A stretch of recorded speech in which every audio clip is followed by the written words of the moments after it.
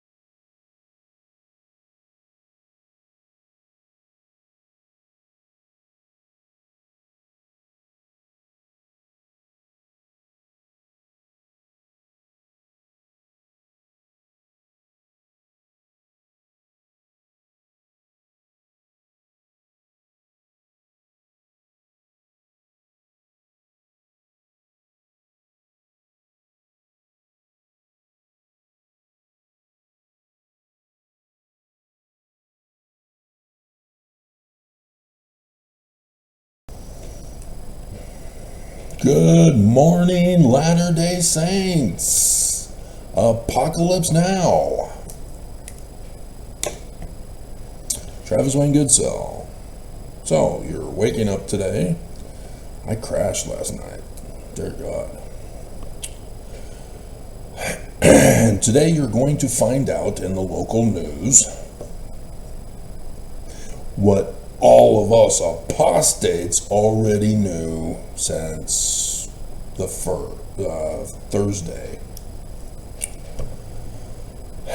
Thursday, Friday. And so I got some videos for you on my channel. going over so that you can get caught up. Because I got exclusive information. These are other apostates. They don't know how to do church history research. They don't know. I do. So I got the videos for you. They're posted. Get you all caught up and understand what's going on with Wade S. Christofferson, brother of D. Todd Christofferson. So, surprise! Surprise! You're going to continue to be faithful to the church? Can you still do it? Because it wasn't D. Todd. It was his brother. So the church is still true, right? Well, there's 15 million of us who have left. We're the apostates that you call us. We're the anti-Mormon, antichrist apostate, knee-whore, core-whores that you call us.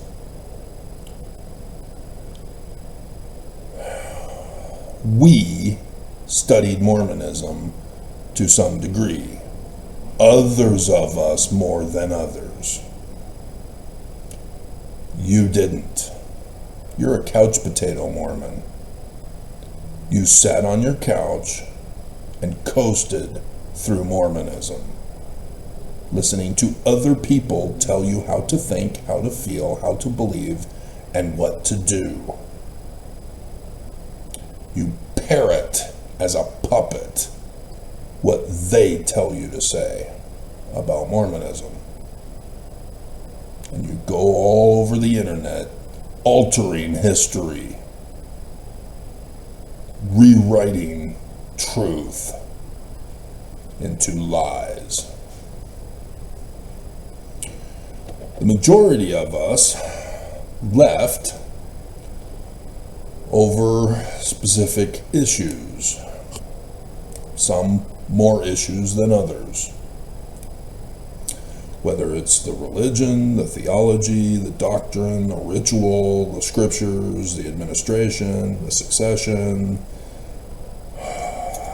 I don't know how many are leaving the church for Armageddon, Zion concept of the latter days, but typically it's tithing, polygamy, translation, the Book of Mormon, the administration, or just the religion in general. As those who are ex-faux nevermos refer to the Church of Jesus Christ of Latter-day Saints as a cult. Like I said, they don't study much either, but it's a little bit. It's a cult. O-C-C-U-L-T. The worship of Lucifer with the inverted pentagrams on the keystone of the doors of the Salt Lake Temple. And so, yes, because you're a couch potato Mormon who doesn't study your Mormonism, you are easily triggered and offended with us, who point out the obvious. And you are in denial and deny the truth. And say it's all spiritual truth. Spiritual truth is more true than physical reality. And we go, yeah, whatever. Cult group. And you get offended when people in the world say Mormon. We're not Mormon. Jesus is offended with Mormon. We are members of the Church of Jesus Christ of Latter-day Saints. Because you're parodying Nelson. You know nothing of this church. You know nothing of what you are doing. You emulate the prophets, and you think you're the good guys, the chosen ones, the white master race. And You don't realize that you're repeating history warned about in the Book of Mormon. Don't do it, Mormons! There's going to be some false prophets that are going to try to tempt you. Don't do it! Oh, you did it. Because you didn't study. So, Church of Jesus Christ of Latter-day Saints claims to be led by, prophets. Matthew chapter 7, starting in verse 15, tells you to beware of false prophets. We know as Latter-day Saints from Matthew 24, right? Because you study, right? You're not a casual, lazy learner and lax disciple, are you? Who doesn't know who said that over the pulpit of conference? Right?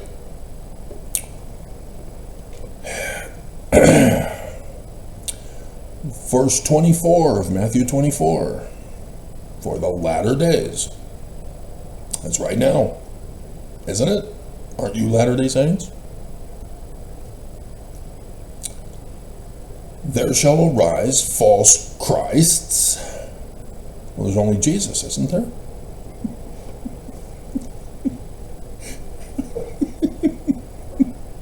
Oh, the joke's on you.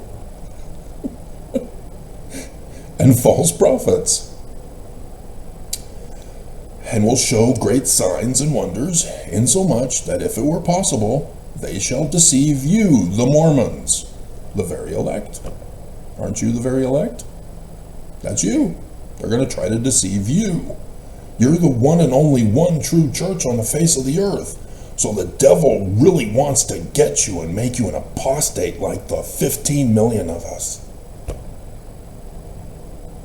And so he's going to send you false prophets to deceive you with false Christs, creating an idol god statue of them for you to worship. Because the devil delighteth in idol worship, to deceive. Okay, so Matthew chapter 7. Beware of false prophets. They come to you in sheep's clothing. Inwardly they are ravening wolves. Ooh, they're not even human?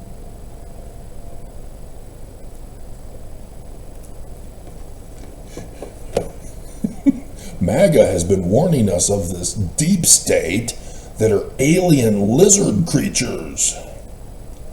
But no, the Bible is talking about wolves pretending to be sheep.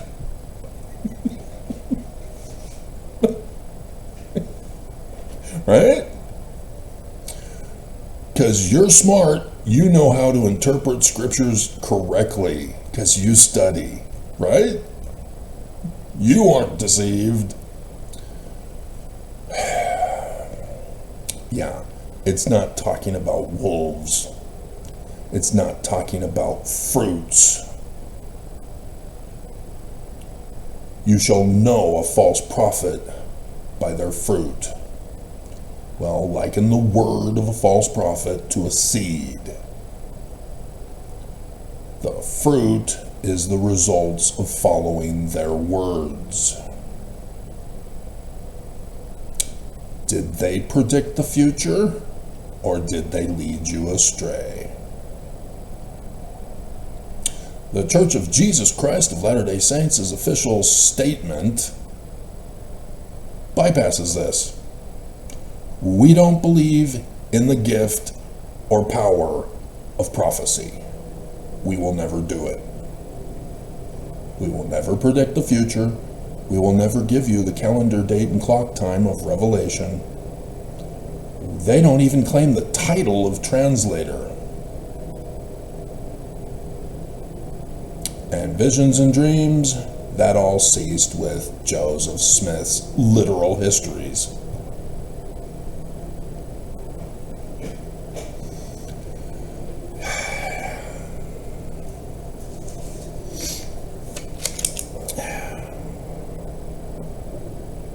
Also another thing why Mormons leave. The church cannot tell us the truth about church history. We're a religion, aren't we? There's no reason to lie about our origins. We should be celebrating our origins. Every April 6th, we should be celebrating the founding of Mormonism. Shouldn't we? Because the church is true, right? Joseph Smith is the founder. Book of Mormon is the keystone. Why would we lie about our history? People who lie and cover up and hide and deceive and rewrite history, alter documents, are hiding something that they don't want other people to know. Which means there's something criminal and evil going on. Say the United States as a government, they have to keep secrets that involve national security. But a religion? No.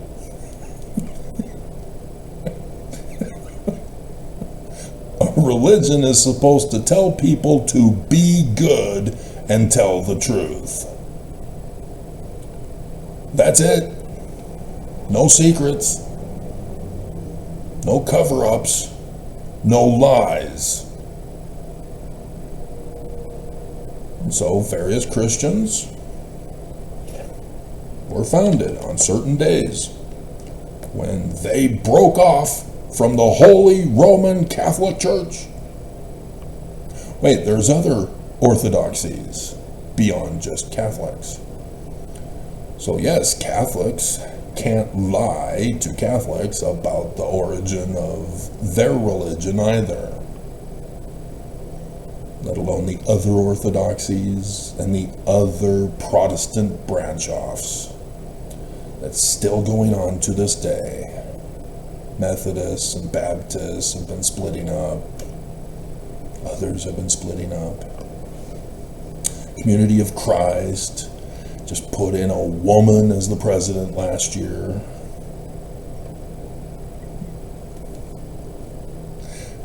Yep. Why would religion lie about its origins? See, the Baptists, Methodists, Presbyterians, Catholics, they all have an origin of their specific branch off. Now, yes, they would claim the one true succession from the original Christianity that was created 1700 years ago.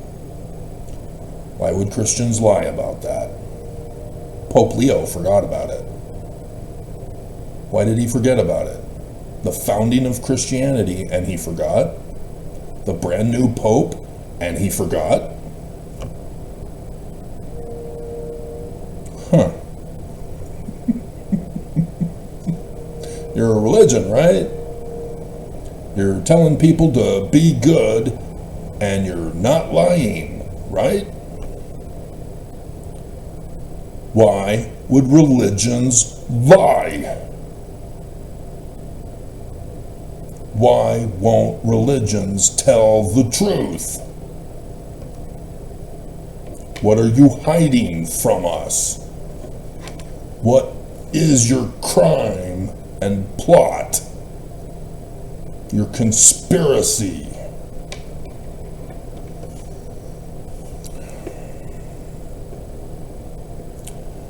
And so, we now know all of Christianity to be all wrong, all abominable, and all corrupt.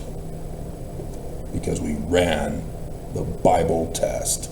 Hey, it's also plagiarized in the Book of Mormon and 3 Nephi chapter 14.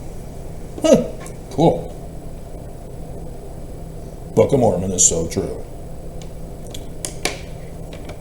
You didn't run the test, did you, Mormons? So what are they lying about?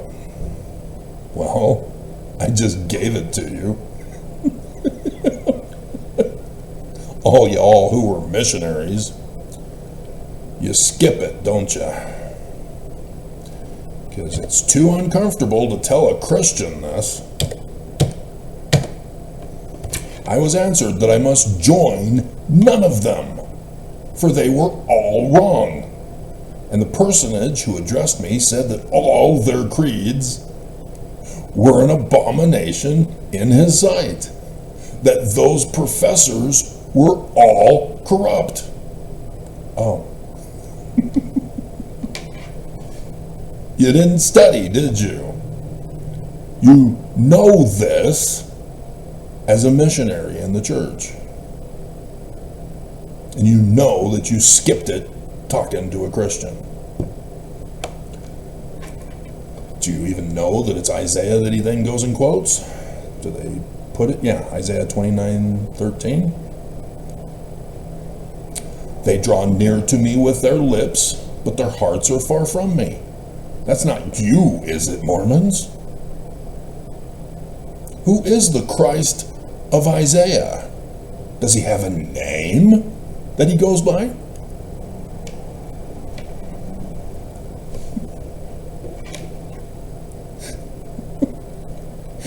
They teach for doctrines the commandments of men, having a form of godliness, but deny the power thereof. And it's the official statement of the Church of Jesus Christ of Latter-day Saints to deny the powers of seer, prophet, revelator, and they don't even claim the title, let alone the powers of translator of Paleo-Hebrew and Egyptian. And they got the wrong keys. Because if you studied, you'd know they're supposed to have the keys of the Jewish Christ, Emmanuel, the Order of Amen, to be the head of the church of Joseph Smith's founding. Moses. A man like Moses. So yeah, Jesus is the idol statue god of Mormons. And the devil of all devils delighteth in idol worship. That's why you have inverted pentagrams on the keystone of the doors of the Salt Lake Temple headquarters. You didn't study Mormonism. We did. And we left. And I'm the only one who knew about the inverted pentagrams, apparently. All the other apostates left for other reasons. So yes, is Matthew in the Book of Mormon correct that we can know a false prophet? Yeah, it is correct. We just ran the test. The church lies to us. They are false prophets. So now what do? Do you go into a faith crisis and join John DeLynne's Gang of Mary band?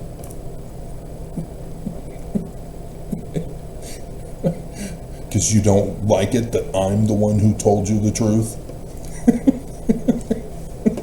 So you're going to go find the truth elsewhere.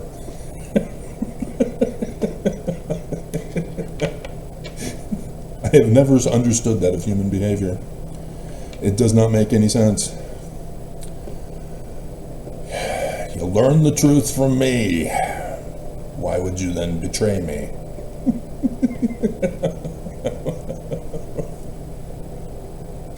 Nonetheless, you do what you do, don't you? I can't force your agency like false prophets do. So, I have all the documents. I've done the research. I've put all the pieces of the puzzle together. I know Mormonism. I know what religion we're supposed to be. I know the theology of what we're supposed to have. I know the doctrine, ritual, the scriptures. Yes, I know the scriptures. I know what the administration is supposed to be in the succession. And I know about Armageddon and Zion. And I know the truth about tithing, polygamy, translation, Book of Mormon, administration, religion, and history. I studied.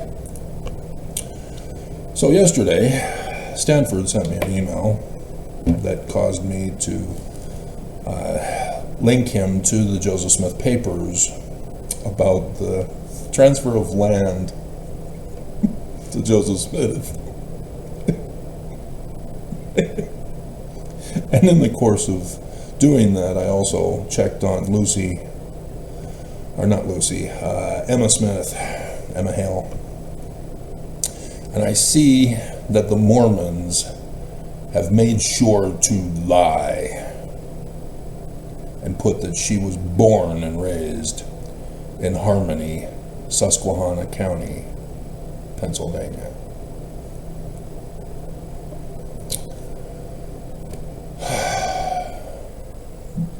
They think that they're covering up the truth to protect the church.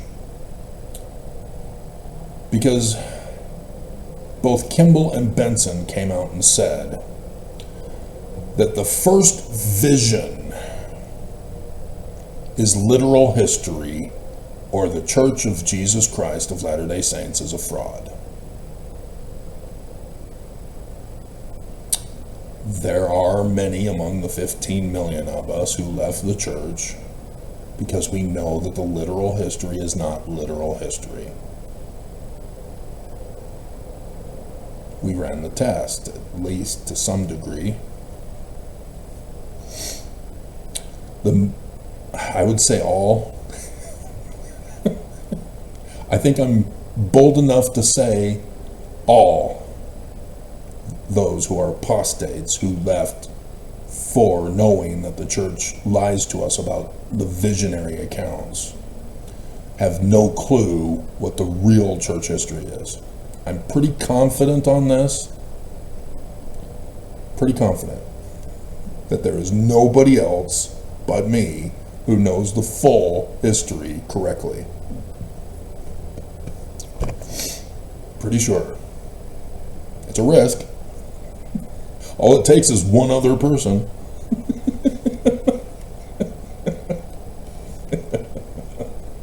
See, Joseph Smith in verse 19, ooh, this is a high risk. Good thing he's blaming Jesus.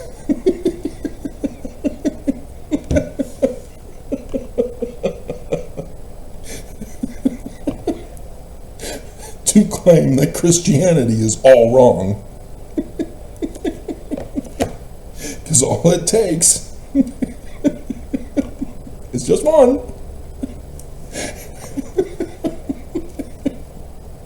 Just one. That's all it takes. So yeah, you kind of need to know the first creed of Christianity. You kind of need to know what homuzion is translated as Christians, not just Mormons. Kind of need to know. Don't lie.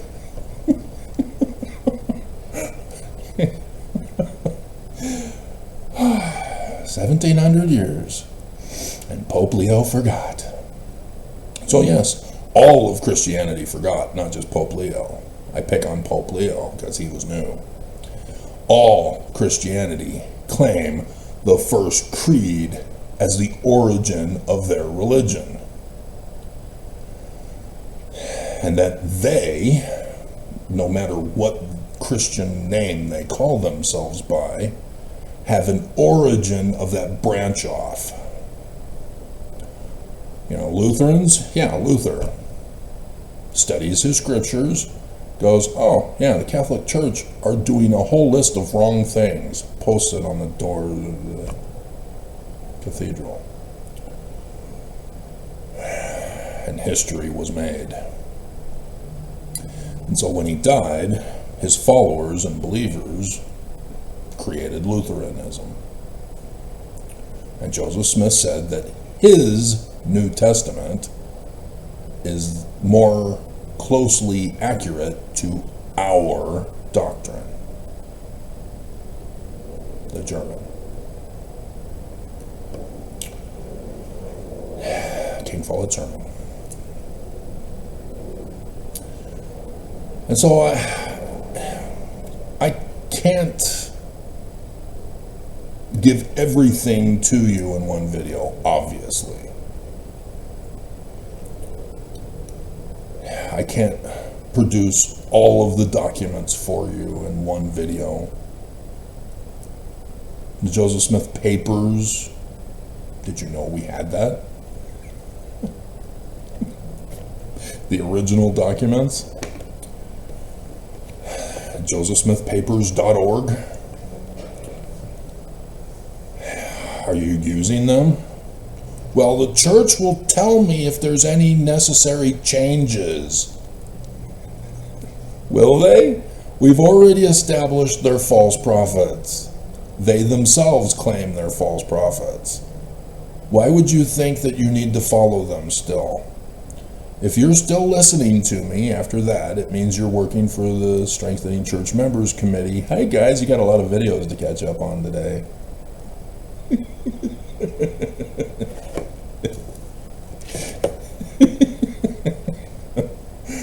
Yeah, oh, cook. Cook. Taking over for D. Todd Christofferson.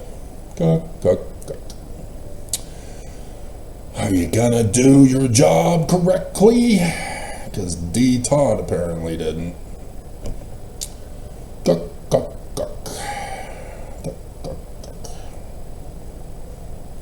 Yeah, they're forced to watch all of my content and return and report to the corporate board. They have to download all of it, and they're pissed that they have about 15 terabytes so far of just my content. They've got a whole 15 terabytes. Travis the apostate.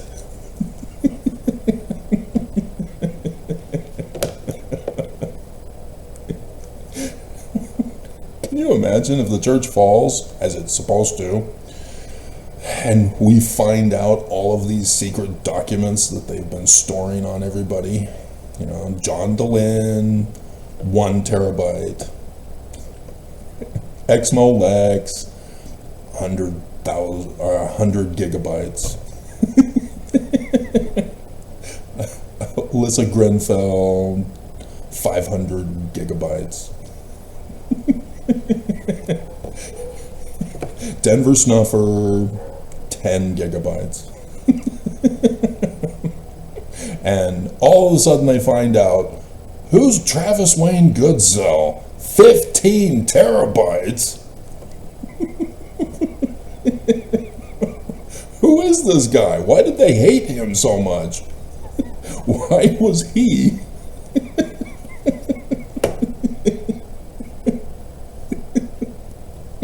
What's going on? What aren't they telling us?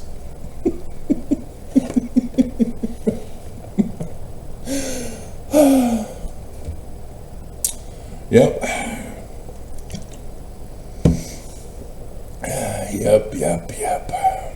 Because it's more than just my YouTube videos, guys. It's more than just my YouTube videos. So, we're going to turn this into a scripture study. I don't know if I'm going to be effective on this. We'll try.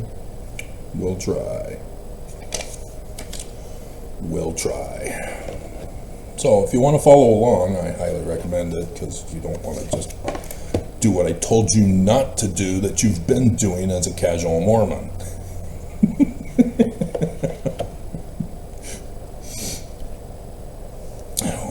go over how you can study correctly. So we're just winging it here. I don't have a script. See, this is blank. I'm going to be doing it as I do the video here.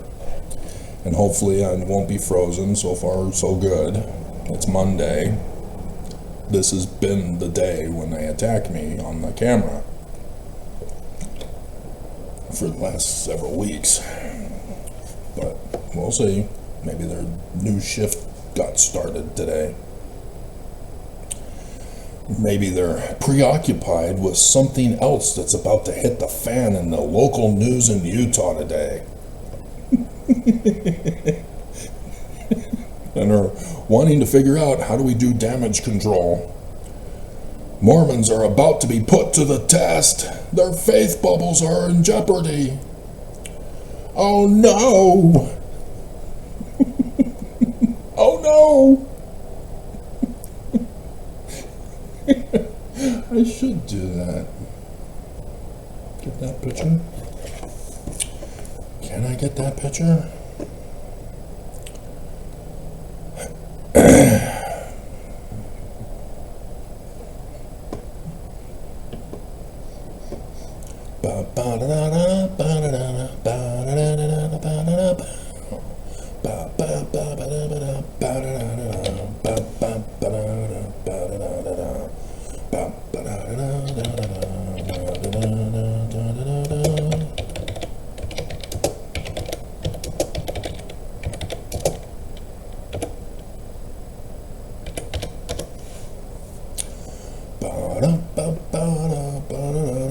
Ooh. Oh, please tell me you're going to have this available in December. Please. Crap, it's only for Thanksgiving, isn't it?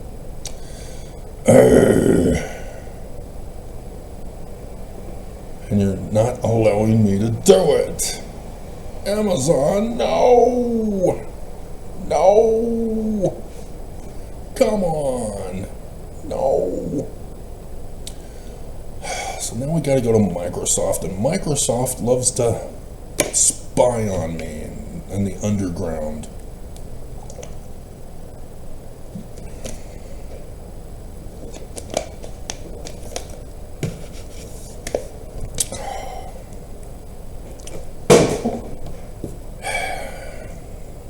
Hey, they have a 16 terabyte. Cool.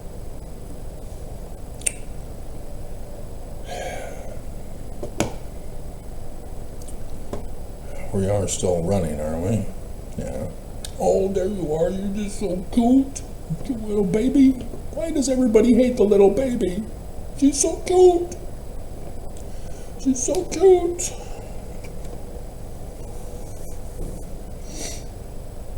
Because obviously everybody loves me, so it can't be hating me.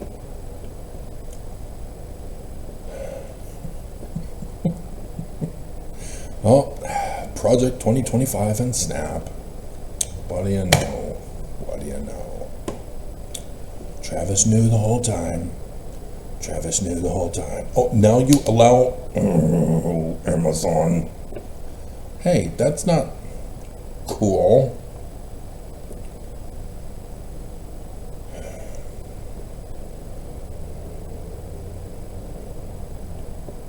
Hello?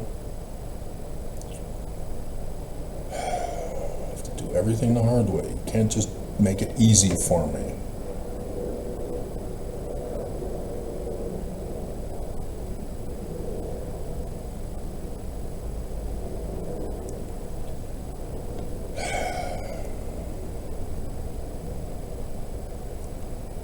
Just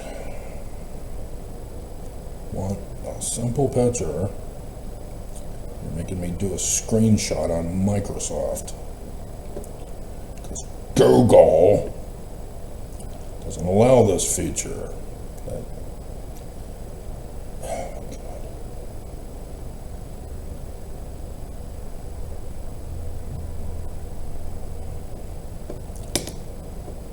Just messing with me. Not making it easy for me.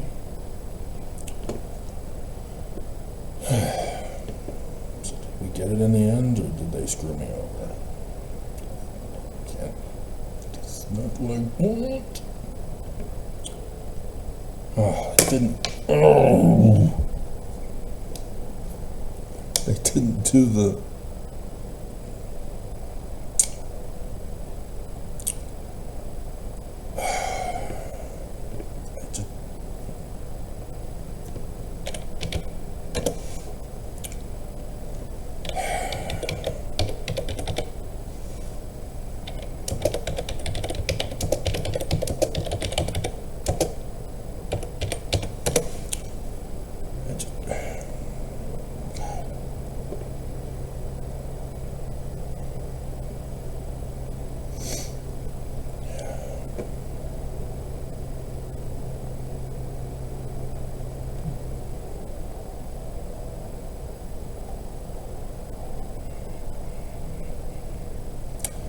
See, why won't they allow me a picture? You'd think the company would want me to have a picture of their product.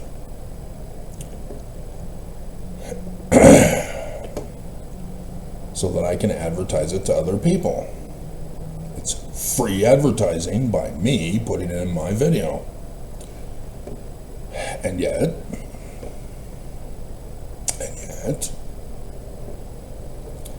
they keep fighting me. No, Travis, no! You are not allowed fair access like other people.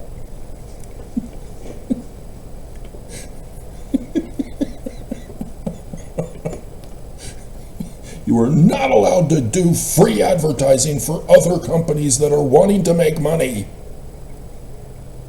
They don't like making money.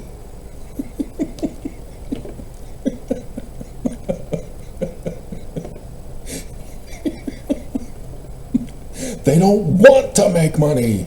Leave them alone. YouTube does not want people to watch YouTube by having your channel popular. You have to pay YouTube to get views. Church is true. Okay, there's our thumbnail picture. Finally. Now I gotta delete all of the Microsoft running in the background. Because this is how the cyber terrorists get me. Because Microsoft won't back off when I shut off their site. See, Google doesn't have that problem. When I click on Google, yeah, it's in the background as well. But Google doesn't hang around when I click off. Microsoft only. Microsoft spies on me. Spies on my computer. They won't back off and stay away. And it causes problems with my system. And I just found out this year of this. All right. So, as with all study, I've been telling you guys to have separate papers, persons, places, events, dates, so that all of them can be merged together when you add new stuff to it. You can see how it fits in the bigger picture. I've already gone over with you the order of the Danites. This terrorist organization destroyed Joseph Smith and his church. They assassinated him. They framed him for everything the 15 million of you left for, if any of you are listening. Because apostates don't listen to me either. Because they think they know better. No, you don't. Good for you. You know the church lied about Joseph and polygamy, but then you believed them about Joseph and polygamy. Oops. I've got Brigham Young's Little Black Book of Epstein. January 1846. Not 1843, not any other date. January 1846. And so section 132, yeah, they put 1843, didn't they?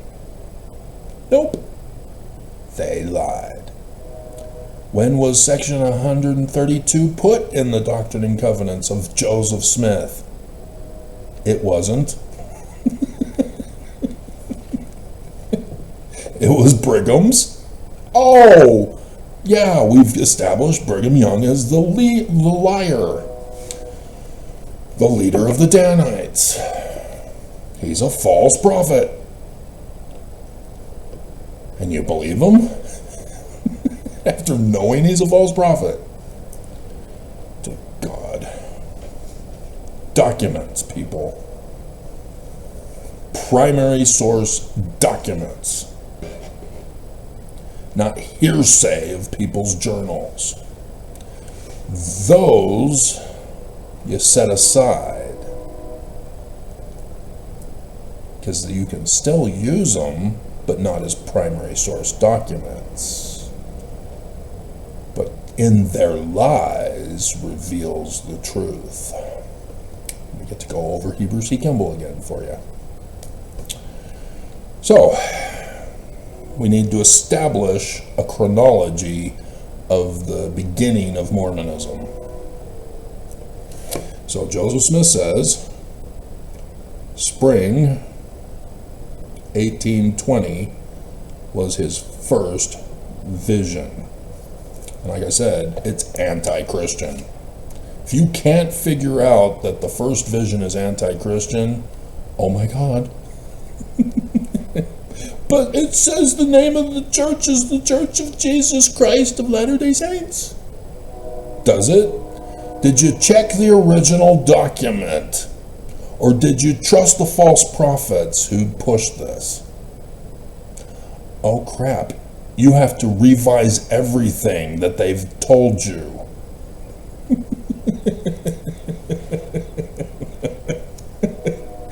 How old are you? How long have you been in the church? That'll determine how much stuff you have to restudy.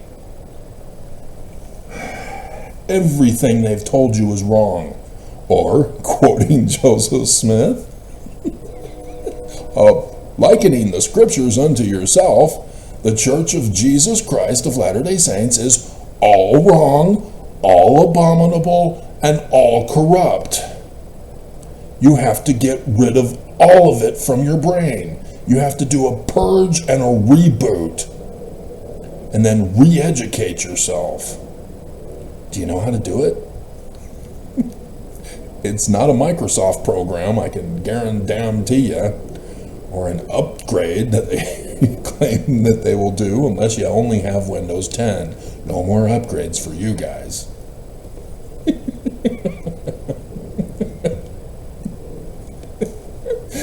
Oh no, what do we do?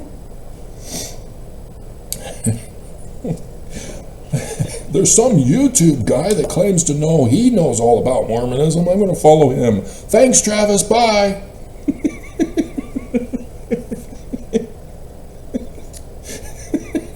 What do you think about him anyway, Travis? Oh my God. Get away from me. Go away.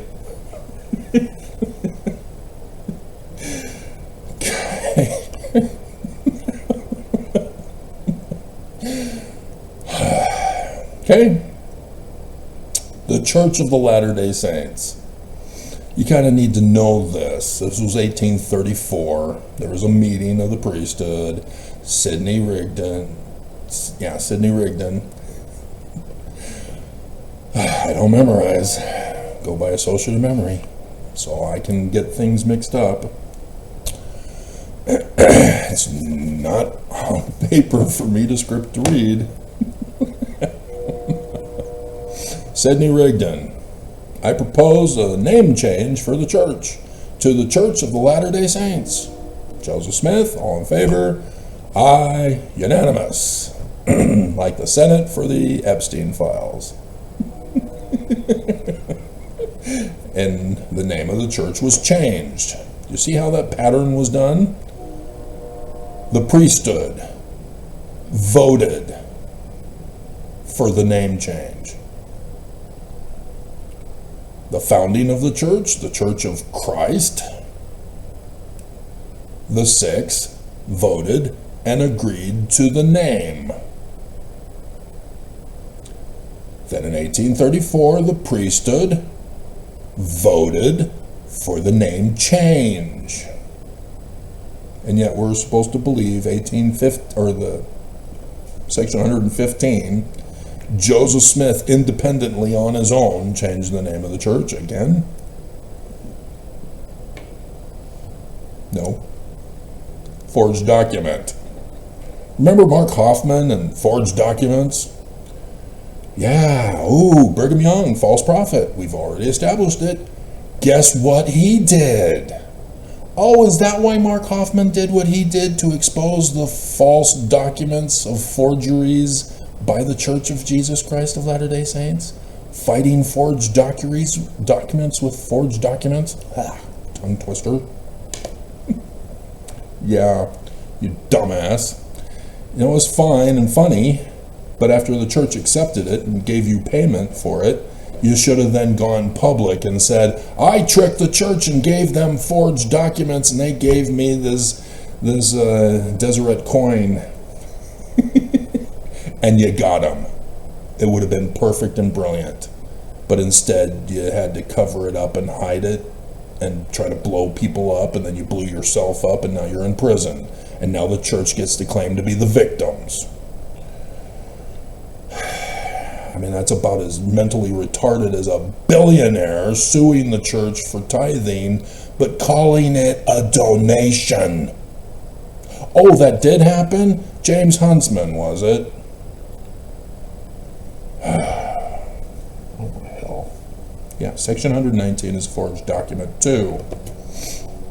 It even says it's not a donation. It was what the church was shut down for by the United States of America. And Mormons still to this day, even apostates, call it a donation.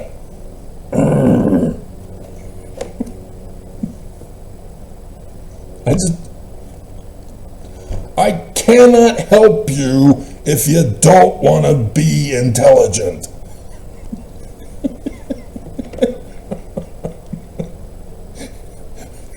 It's just, oh my God.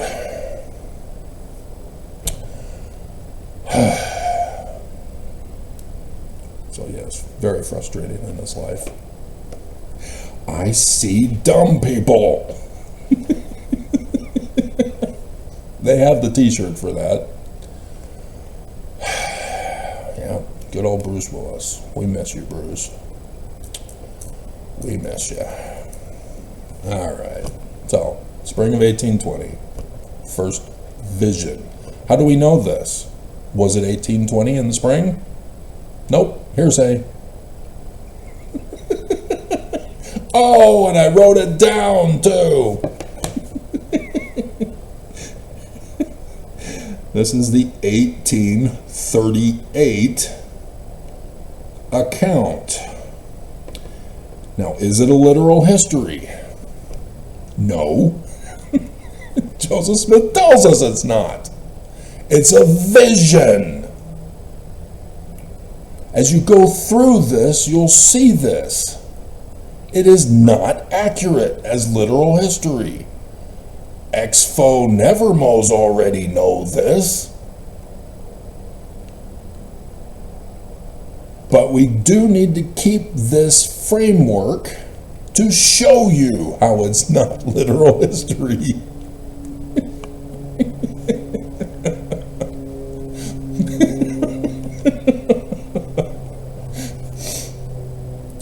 Now, this was written by Joseph Smith in 1838. and then the Danites struck. They knew he was well, again, the Danite document was 40 years later.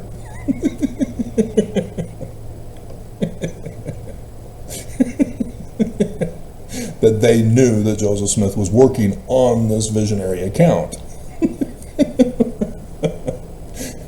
So we can't trust that they did know back in 1838.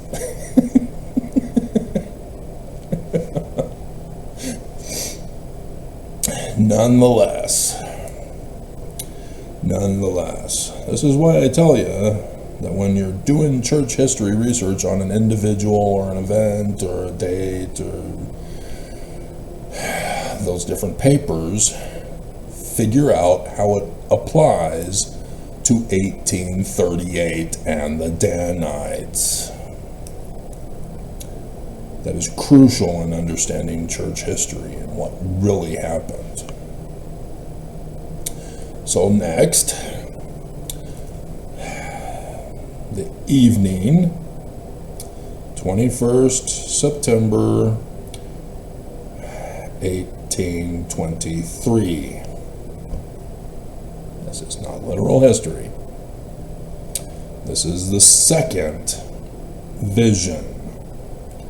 And there are 2 sets, 4 times of the 22nd of September. Okay? 22nd of September. Because the evening is the 21st. Oh no, that doesn't fit the pattern, does it, Travis? Does it? Or doesn't it? What religion are we again?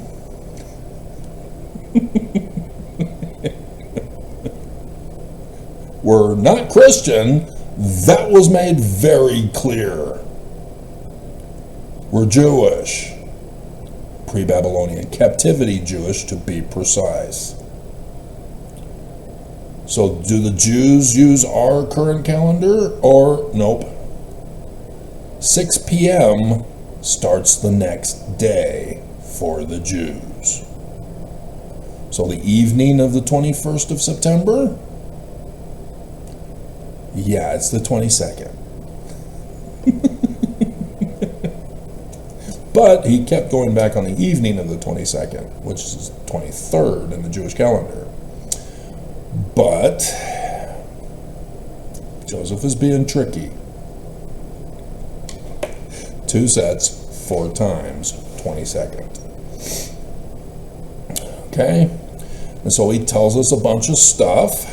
It is kind of important to know your Freemasonry pre 9/11/1826.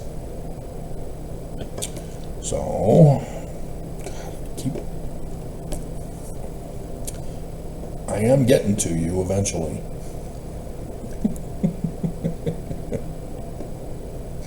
Eventually. So where is it? It should be in this file.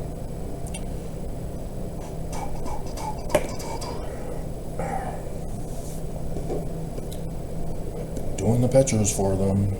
It's a brand new picture. Come on, where are you? It's not in the file. So did I put it in this one? Are you bleeping kidding me?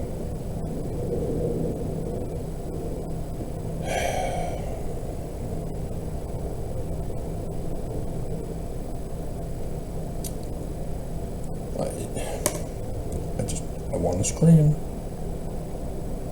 I created this file to try to fix my files, and you're telling me I didn't put it in the right file?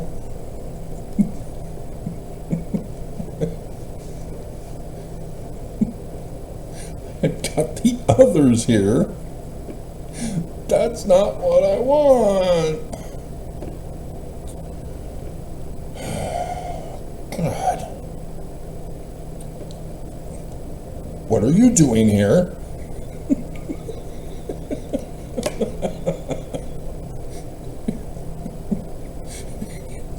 don't belong here. You belong here.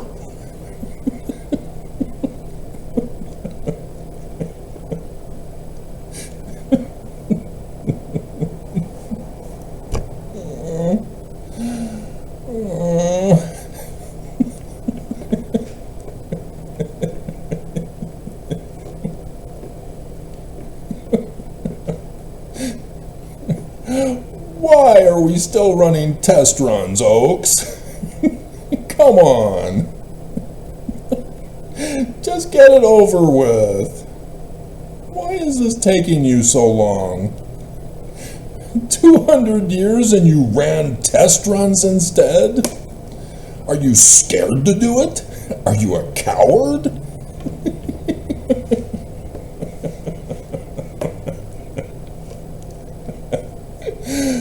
Come on. Are you really going to ruin your 200-year-old plot just because I exposed it? To prove me wrong?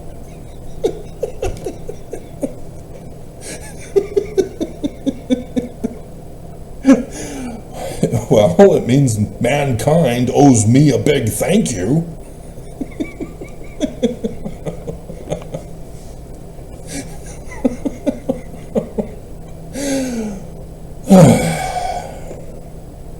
Anybody here of Friday the 13th? Yeah, awesome movie series. But where did it come from? Yeah, the lore is the Yorkites Knights Templar. Technically the Knights Templar that became the Yorkites, using the highest rank as the Knights Templar. The Holy Grail. The bloodline. The Egyptian gold plates. Not golden. Solomon's Temple. New Jerusalem in America. The Sword of Laban at the Temple Treasury. As I see, I did a typing error. With the seal sign of the Yorkites. In this sign, you will win. And it's very, very close to the Cairo of Constantine. That sign in the heavens that he saw? Huh. An X, looking like a cross of Jesus, with an empty crown and swords going through it. Sword of Laban, Temple Treasury, Egyptian gold plates, Solomon's Temple, Yorkites Knights Templar, Holy Grail bloodline of the Christ, Messiah Ben David. Friday the 13th, which everybody claims was a Thursday, but checking my Julian calendar, it was like Tuesday or something. I don't know. I couldn't figure it out, maybe. Regardless, so rocking a hat. And yet Joseph Smith pulls out the plates that were buried in the ground in a rock. And all you apostates couldn't figure this one out?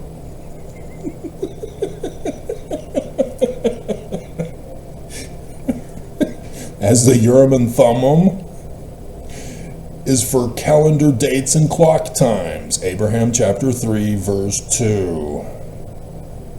1 and 2. Urim and Thummim, stars in the heavens. So the sign in the heavens.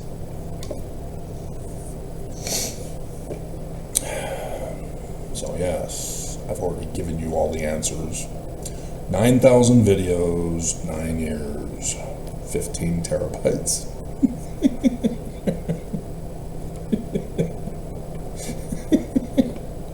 Good morning, Strengthening Church Members Committee.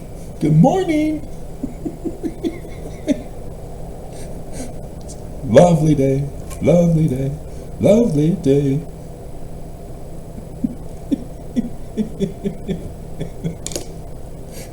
You're not going to get this until tomorrow, I guess. This is going to be so long. So yeah, this is what you missed out on the second vision. Joseph gives you the Christ. He gives you Yorkites, Knights Templar. He gives you the latter days.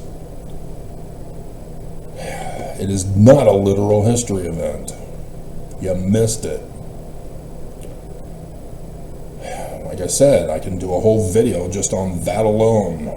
That was the summary. How many hours was it to summarize it?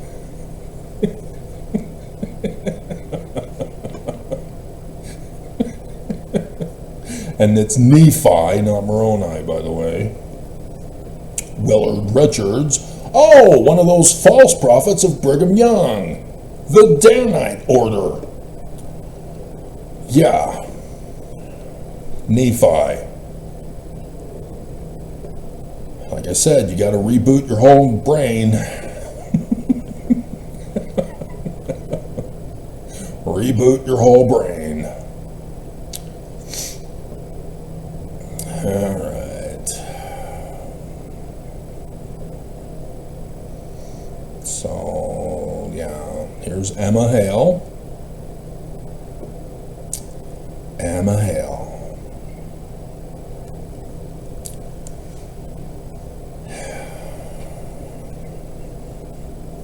So they claim that they eloped to the house of Squire Tarbill in South Bainbridge, Chenango County, New York. Do you know where that is on the map? Remember, I told you to get the... You need to know distances. So, yes, they said... He starts by talking about in the year 1823, my father's family met with a great affliction by the death of my eldest brother Alvin in the month of October. After the second vision, huh? It is not literal history, huh? 1825. I hired with an old gentleman by the name of Josiah Stoll. And don't worry about spelling. They all spelled things differently at different times when they did things. Other people called them by different spellings. Don't obsess over that. That's not worth obsessing for. Many people even just put an X for their name. Don't obsess by the spelling. Focus on the character who had lived in Chenango County, state of New York. He had heard something of a silver mine having been opened by the Spaniards in Harmony, Susquehanna County, state of Pennsylvania. Nope. Remember, this is not literal history. It is not true as literal history.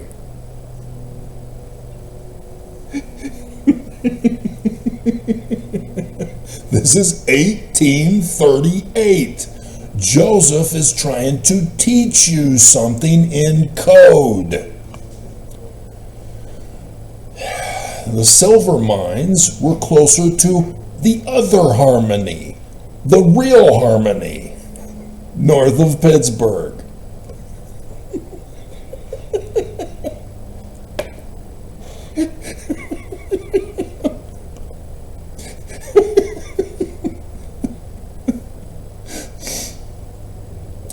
And so, yes, the Mormons made sure to put in Emma Smith's Wikipedia page, she was born and raised in Harmony, Susquehanna County, Pennsylvania, because this said so.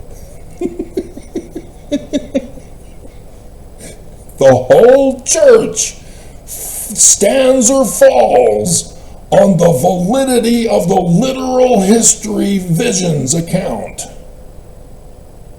And it's not literal history. Thus, the church is lying. And Mormons are rewriting history. Okay, we're coming back to you, Spencer W. Kimmel.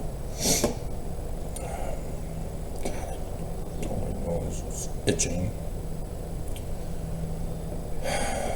So I told you I have all the documents. Should have listened. Should have listened. No! No, Travis! No! We've been censoring you all these years, trying to murder you to keep this from getting out.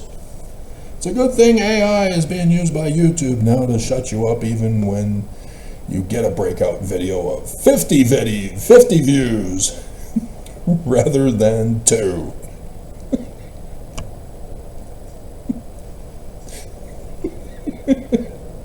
So, Susquehanna, Pennsylvania, it was formed in 1809.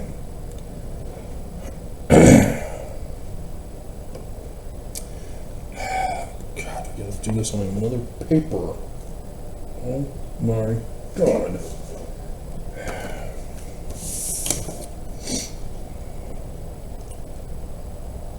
Harmony. Susquehanna, PA. Okay, 1809. They don't put it in chronological order here. That pisses me off.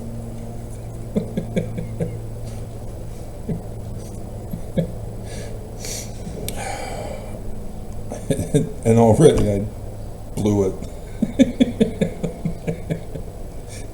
Harmony became a township.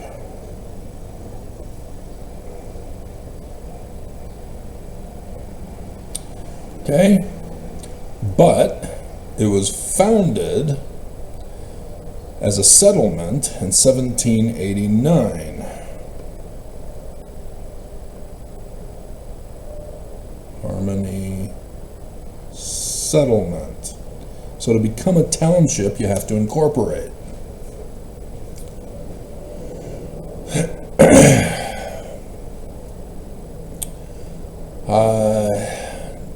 It took the name of the settlement, Harmony. The settlement was established by Samuel Stanton of Mount Pleasant, Wayne County, Pennsylvania, as the terminus of a road he and others helped build between Susquehanna and Delaware rivers. Joseph Smith, the Mormon prophet, lived in Harmony Township while he translated the Golden Tablets. See, they're not Mormon, are they? Notice it's not about Emma. Though they say, because of the first vision turned literal history, he married a local girl, Emma Hale, daughter of Isaac Hale. For further information, see also Township Incorporation. No. Bethel Hill neighborhood on the north side of Comfort Pond, Episcopal Church, Methodist Episcopal Church, named after the area school district. But it was a later development. They didn't put the date there, did they?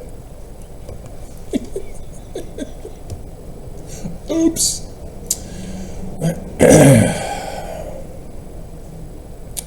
Okay, the post office was established in 1869, but they had the Pony Express before that.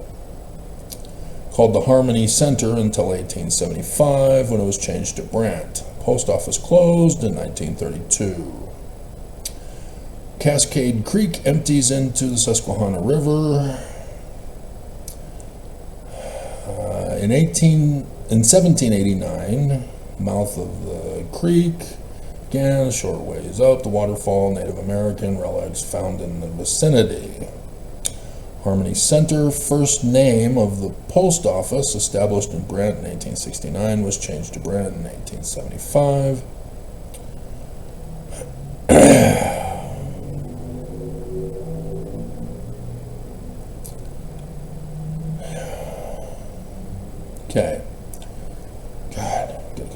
way back in 1900. Lanesboro was first called Lanesville, as named by Martin Lane. His son Jesse Lane changed it to Lanesboro. The post office was established in 1820 as Lanesville. No longer called Harmony, is it?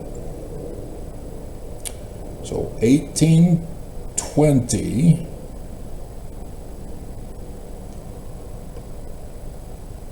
it is now changed to Lanesville because of the post office. Why? Harmony north of Pittsburgh. You can't have two Harmonies. They get confused. I don't think they have zip codes back then either. That was a later development. We can check. We should check. Though I'm trying to keep this as short as possible.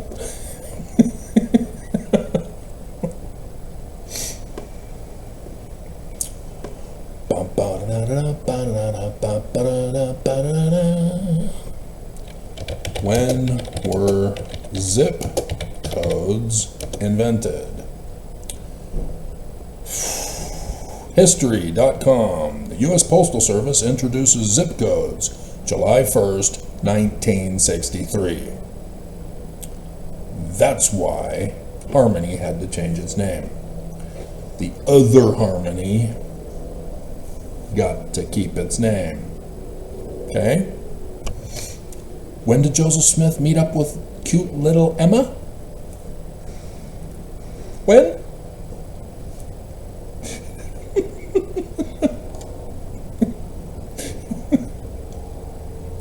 And so in 1829, it changes again to Lanesboro. This is their government site.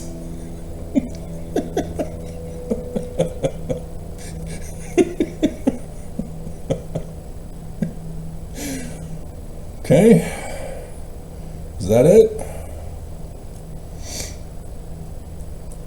That is it. Okay, so everything else happened afterward.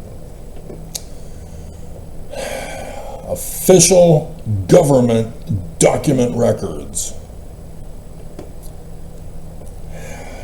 It is not called Harmony.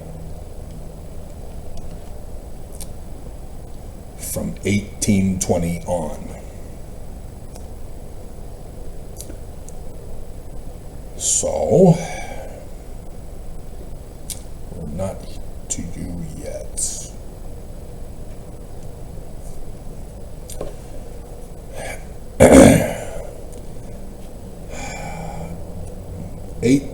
January 1827, Joseph, Emma elope in Bainbridge.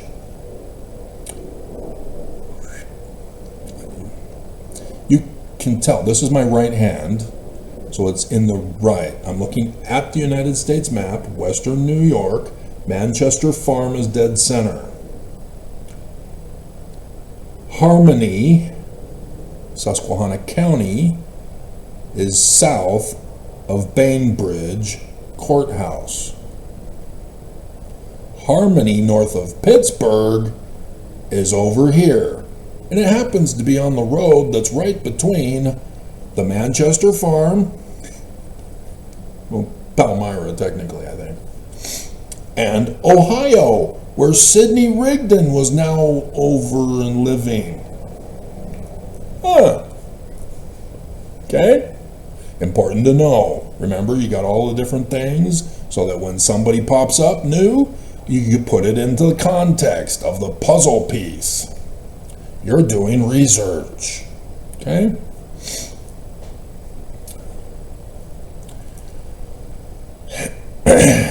And And so in 1825, oh!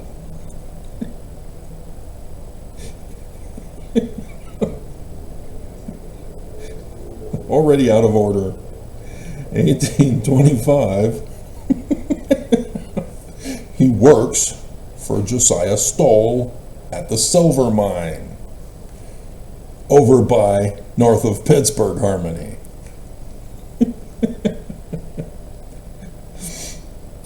Silver mine. And so, yes, you know, rocking a hat to find buried treasure. It's a kid's game.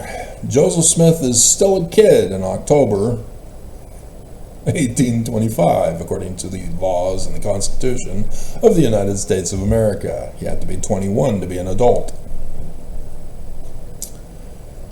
It was not 18 yet. Okay. So, Stoll lived over in Bainbridge, where the courthouse was, where he eloped. But the silver mines were over at the other Harmony.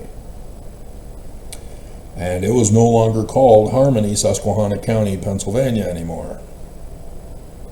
It ended in 1820. Did they tell us the date in 1820? They did not. Was it the spring of 1820?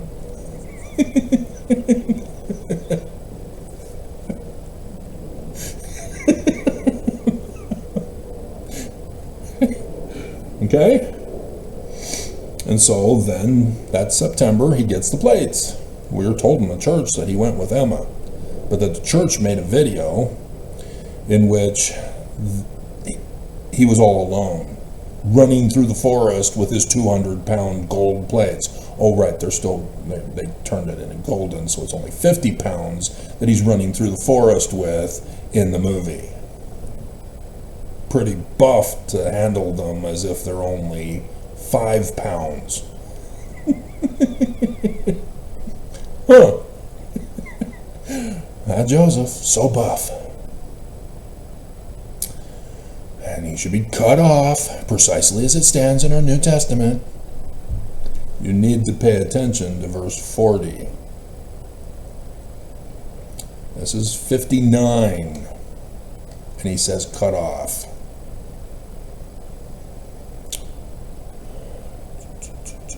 That's extra added bonus for you.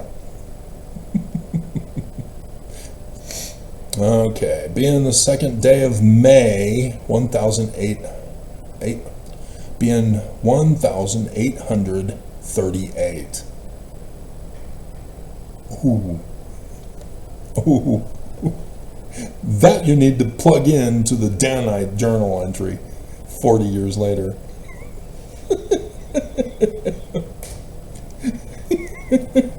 But we still need that for 1838's stuff. 1838. Okay. I don't know how many spaces ahead I should put. May 1838. Joseph Smith history.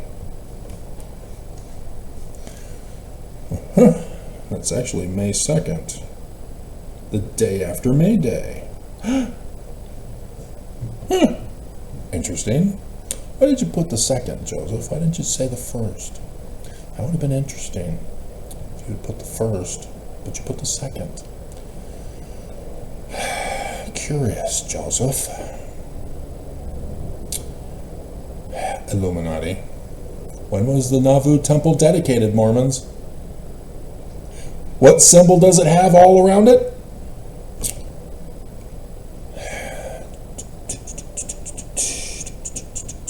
Circulating falsehoods.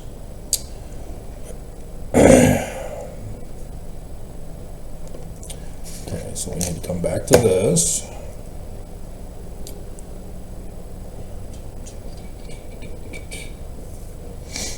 And so 22nd September 1827,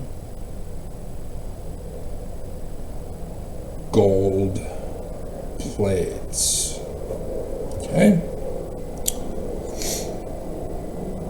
And so Martin Harris then comes into the picture in the month of December. So he's copying the plates.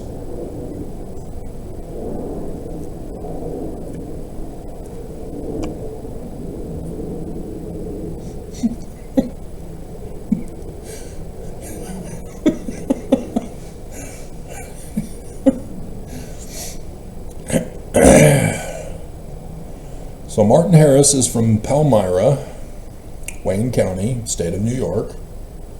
Hiram Smith is a member of the Yorkite Freemasonry Lodge in Palmyra. Church doesn't disagree with that one.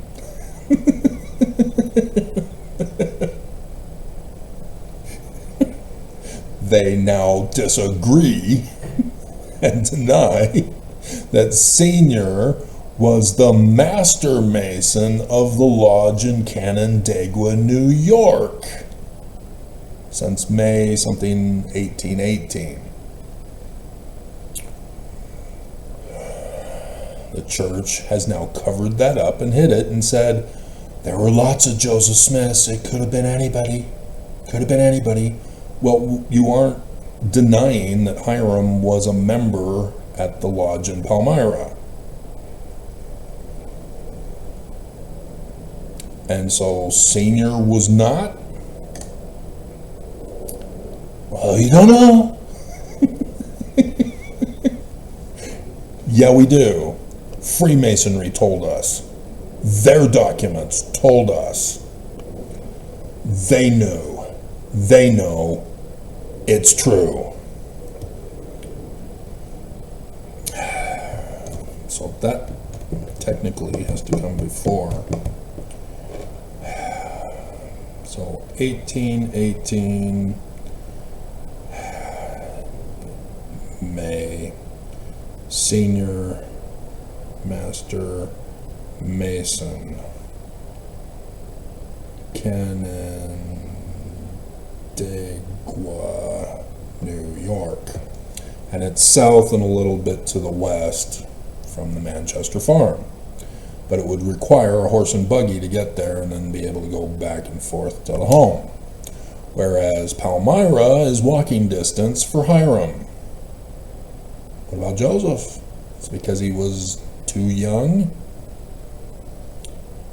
Well, Samuel died in 1825. Was he a Mason?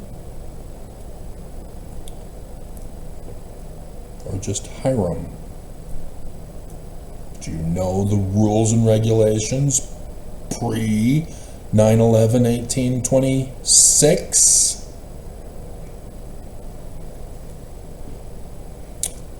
That's why Senior is not a member in Palmyra. There are rules you need to know. We'll get to that when we get to Heber C. Kimball in greater detail. Okay. Okay.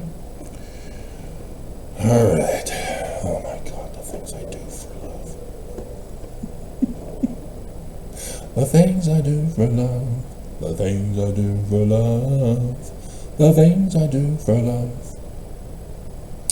And so, yeah, they have Harris and the Anton transcript. Cannot read a sealed book. So we need to find out when he got there. It's December, right?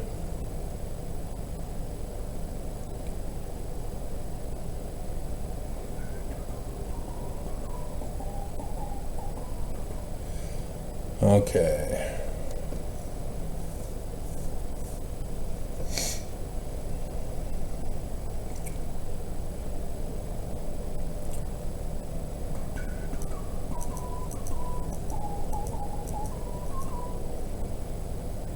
volumes, persecution, intolerable, leaving, under the necessity of leaving Manchester.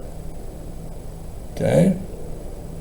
He says that there are falsehoods about him and his family, and he has to leave Manchester. Huh.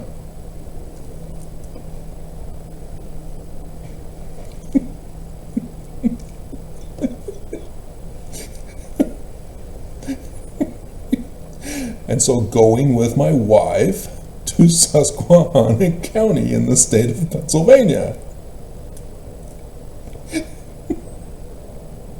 Wait a minute, wasn't he living with her father, and thus her, in their house in Harmony, Susquehanna County?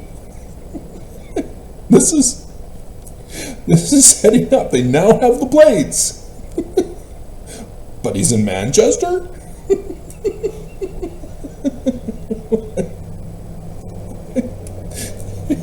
They got married January 18th, 1827. He had been living at their home since October 1825. It's out of order. And yet, their child died. Martin Harris steals the 116 pages. They had the Methodists. The Methodists said, "You're a glass looker. You and your kind have to leave." And so, yeah, the Hales also have to leave because of their association with Junior. We know he's a glass looker because of that Bainbridge jail. This March 20th, 1826. And so 18th of January, 1827, Joseph Smith goes back with Emma to get married.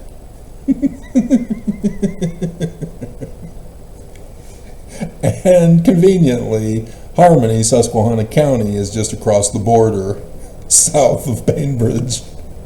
You seeing the connection yet?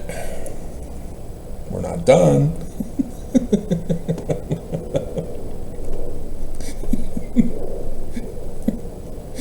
Oh my God. See, this would have to be rewritten to be an official thing. These are the notes, and I should have left spaces. All right. And so this is not literal history, but you're being told by Joseph Smith in 1838 that he had to come back to Manchester Farm with his wife and then go to Susquehanna County. Keep that tab.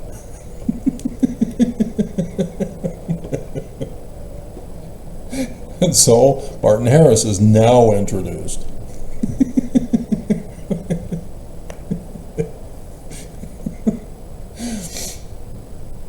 Let's see, month of December and the February following,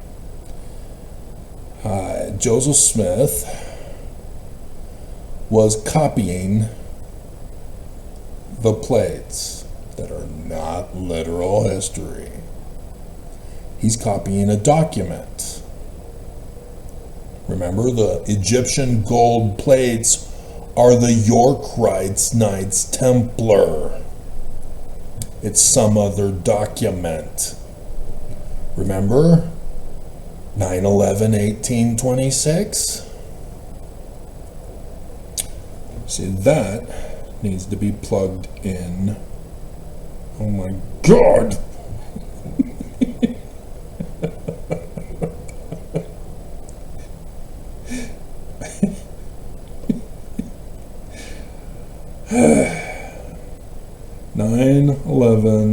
1826. The William Morgan scandal. He was there in Canandaigua York Rite Lodge, working on a book. And then somebody had him falsely arrested. And so the second time, on 9/11/1826, he then disappears. What happened to the book he was working on? Where are those 116 pages of the book that was published in his name but not by him?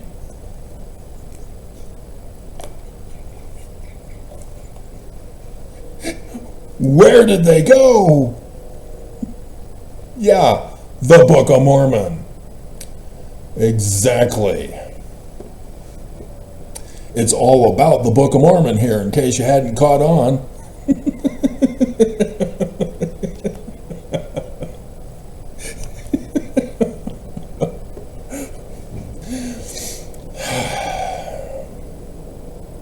And so, yes, knowing the facts about William Morgan is kind of important. Batavia, New York. Got a home, got funding from the press, David Miller. And then didn't do it at his home. He went to Canandaigua Lodge to work on it. It's supposed to be in secret. So there's one person and his son who attended their meetings as often as occasion would permit.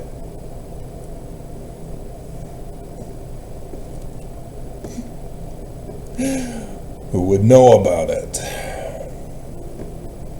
Though, yes, there's work stuff involved as well. But yes, 1823, until Joseph had to do some other stuff, yeah, Joseph Jr. knew of it, but it was a secret. Shh.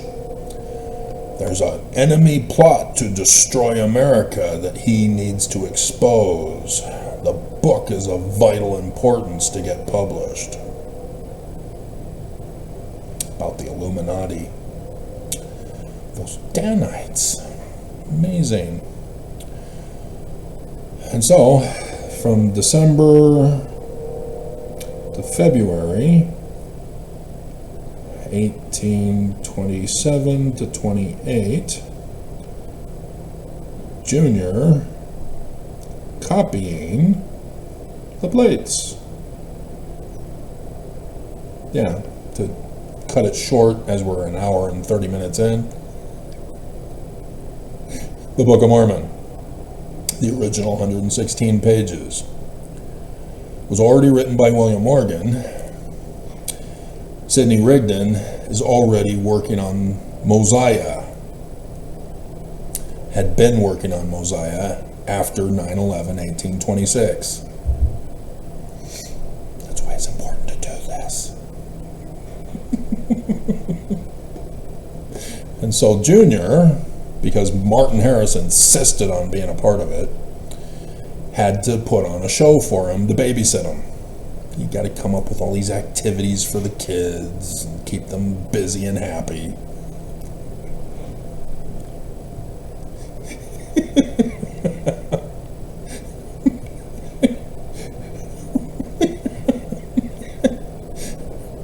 And so all the section about Joseph Smith losing the 116 pages are gone from this history in 1838.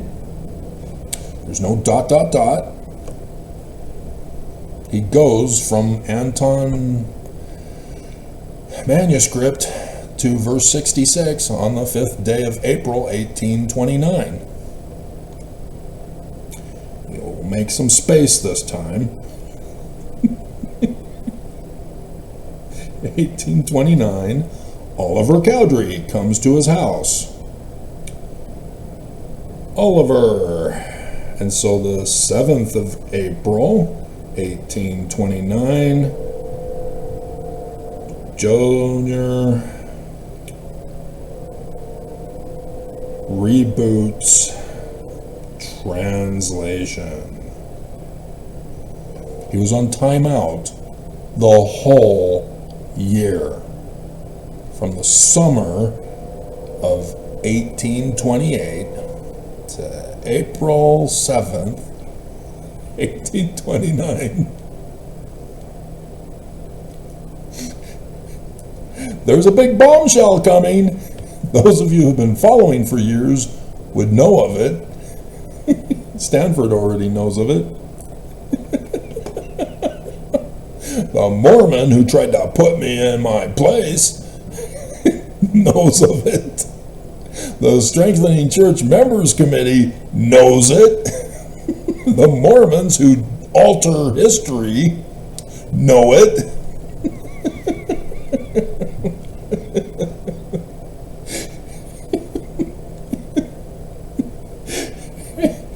Doctrine and Covenants, Section 1, November 1st, 1831.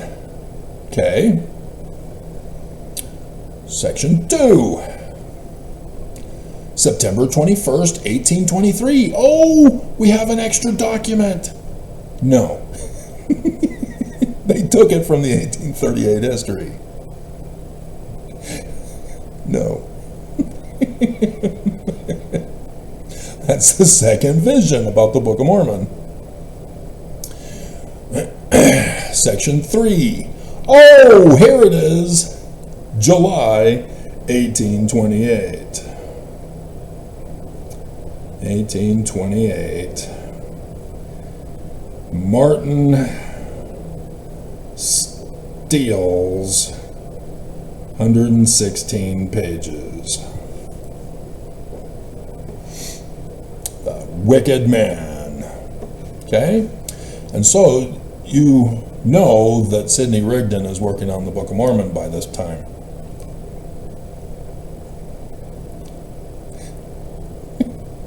And to the Nephites, and the Jacobites, and the Josephites, and the Zoramites, through the testimony of their fathers. And this testimony shall come to the knowledge of the Lamanites, and the Lemuelites, and the Ishmaelites, who dwindled in unbelief because of the iniquity of their fathers, whom the Lord has suffered to destroy their brethren, the Nephites, because of their iniquities and their abominations. And for this very purpose are the plates preserved, which contains these records, that the promises of the Lord might be fulfilled, which he had made to his people. Mormons? That the Lamanites might come to the knowledge of their fathers, that they might know the promises of the Lord, that they may believe the gospel and rely upon the merits of Jesus. See, we're Christian. What is his name again? Glorified through faith in his name. Is it Jesus? Is that the name Isaiah gave?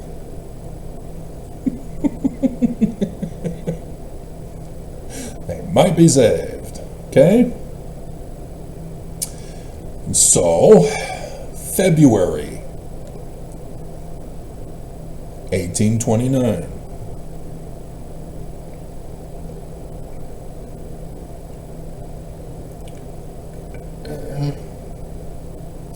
Junior is on timeout. 1829, February. Now behold, a marvelous work is about to come forth among the children of men. Therefore, O ye that embark in the service of God, see that you serve him with all your heart, might, mind, and strength, that you may stand blameless before God at the last day. Last day, huh? What's this church about again? It's about to come forth, and yet Junior is on timeout. 116 pages, gone. He has to rewrite them, doesn't he? It's literal history, wasn't it? Oh, it's not, is it? Exactly. Sidney Rigdon was working on the Book of Mormon. Senior had to rewrite the 116 pages. We're cutting it short, remember? We're almost 2 hours in. We're cutting it short.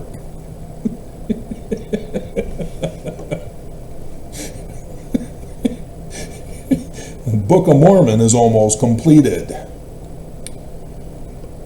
Book of Mormon, almost finished. But Junior is on timeout. He lost the gift. March 1829.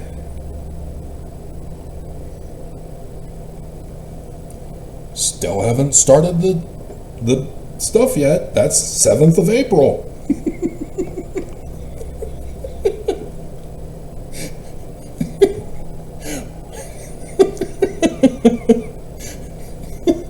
Martin Harris repents and wants to be a witness. Yeah, he still wants to prove it. But he's a wicked man. So, 3 witnesses and 10 witnesses. He has to be part of the 3 witnesses. The book is finished, huh?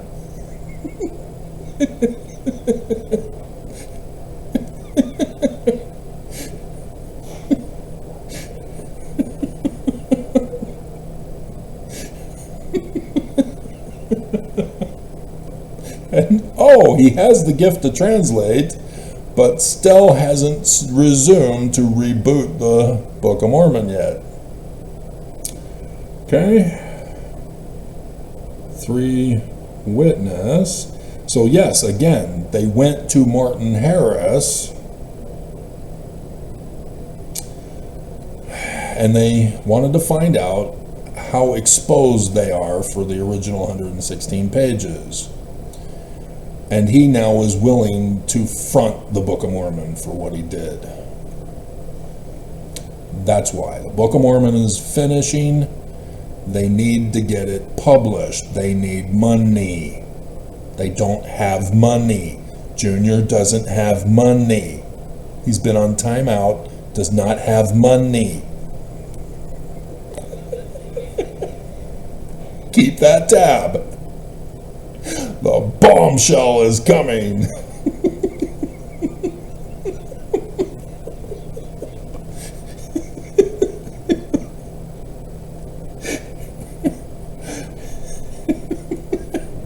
It takes about $2,000, by the way, to pay for a book back in those days. All right. Section 6.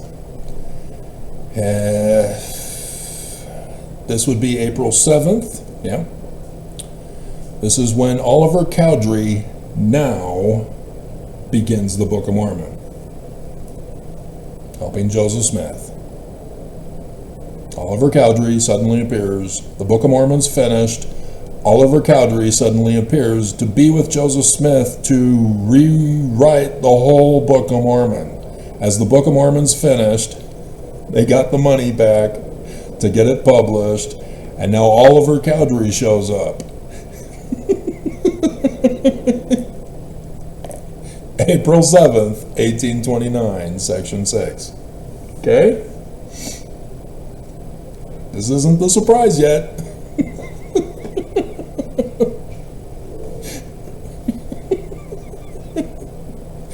I knew I should have put the space there and I didn't. Put the space in the other place. So yes, Oliver Cowdery has the rod of Aaron. Where did he get that rod of Aaron? Joseph has a rock and a hat. Oliver Cowdery has a rod of Aaron. Huh. Is it witchcraft? Or Jewish Kabbalah? But not because of Justice Winchell, who joined the New Israelites. And Senior and William Cowdery knew that it was worthless to obtain money from, taught their children the little kids game. There it is, in Vermont. There's the Hebrew of the Book of Mormon, mixed with the Yorkites, Knights Templar. And so, section 7 is now John the Baptist and Peter, James, and John hold the gospel keys. I thought it was the kingdom keys.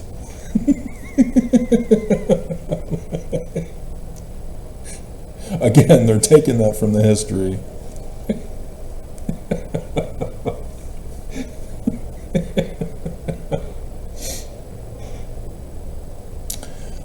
Section 8.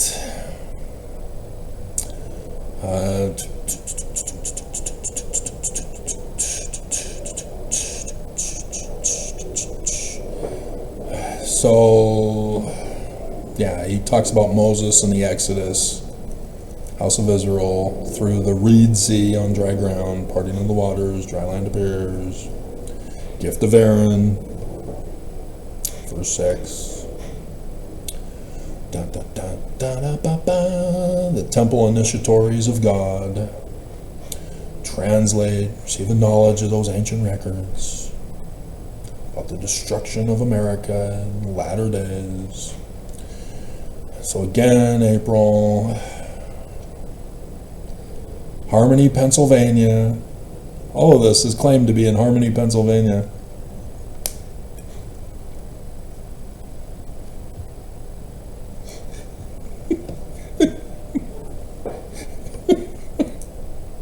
Not the Whitmers.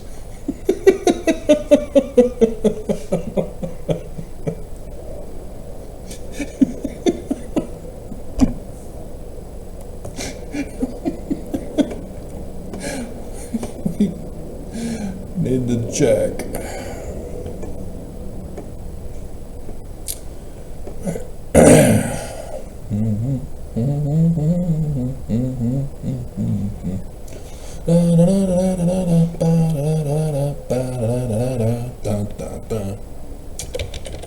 Whitmer family LDS.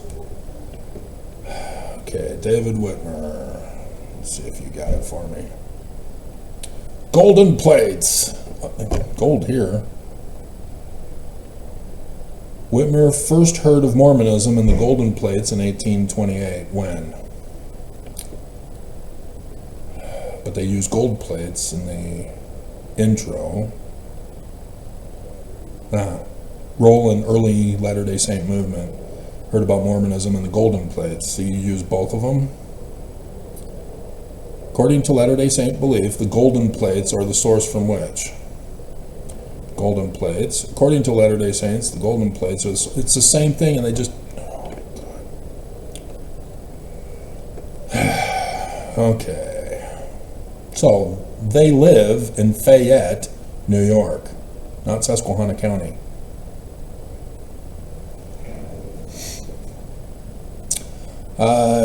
He learned about it on a trip to Palmyra in 1828, talking with his friend Oliver Cowdery. 1828? Really? But he doesn't show up until 1829, April 5th. There we go. We get to put something on. Oh.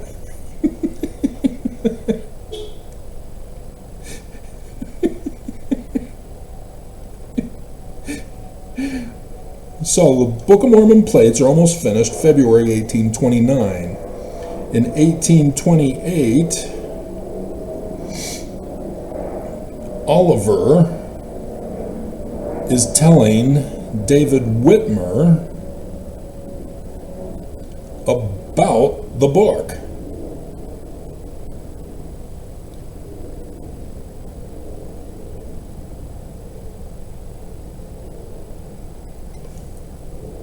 But he's not a part of it yet.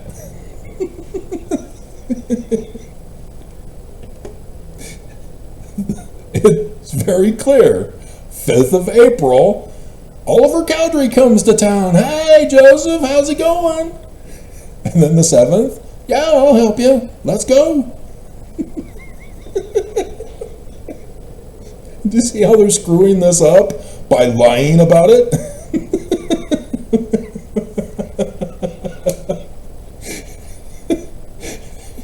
June 1st, 1829, they come to the Whitmer farm. There we go. There we go. So 1st of June, 1829, move to Whitmer's. So apparently the Book of Mormon is still not completed. So April and May, 2 months they've been working on the Book of Mormon, and then they go and move to the Whitmer farm. So they have to get settled in before they resume the Book of Mormon. Just 2 months. Whitmer was baptized in June of 1829. So after that, and Whitmer said he, along with Smith and Cowdery, saw an angel present the golden plates in a vision. So he's not a witness of literal history? See that? Martin Harris reported he experienced a similar vision. Oh no, it's not a literal history vision. What a shock.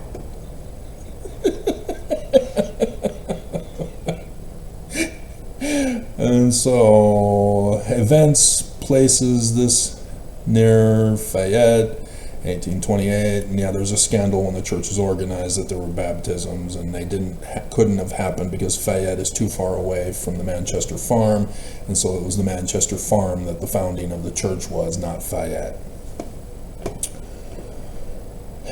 Nonetheless, oh, that was awesome.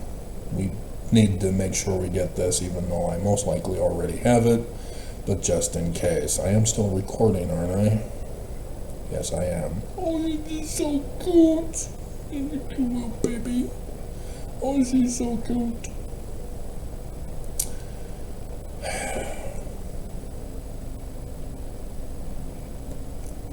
See how much fun this is? Finding out the real church history? And I'm summarizing it for you. And already there are plenty of scandals where I haven't filled in the other bombshells that I threw at you already. Because we're waiting for the big one coming.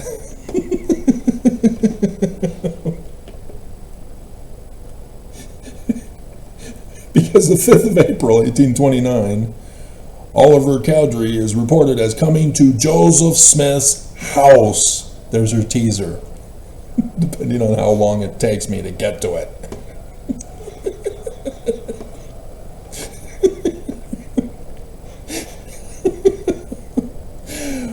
All right, so that was section 9. And section 10. Uh-oh, Bruce R. McConkie made a typing error.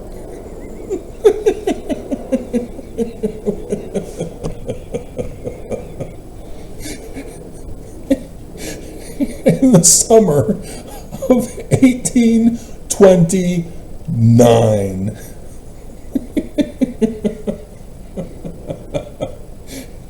Joseph Smith has restored the gifts of translator now to look in his rockin' a hat and dictate the Book of Mormon from the beginning. As it was almost completed back in February.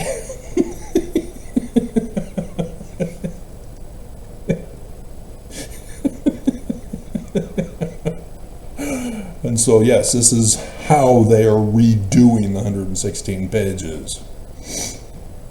Calling the original 116 pages the Book of Lehi. And so now they're going to the gold plates of Nephi, the small plates, to put those in their place. You do know about Sidney Rigdon and the Solomon Spaulding manuscript from Pittsburgh, south of Harmony, which is in between the Manchester farm and Sidney Rigdon in Ohio.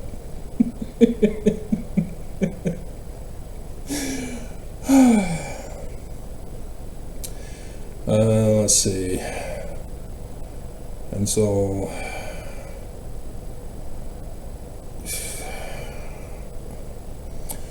yeah, remember the move from Manchester Farm to Susquehanna County? That would have been in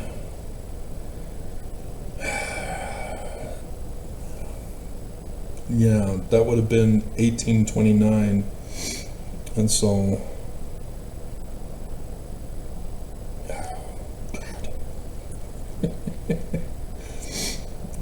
1829,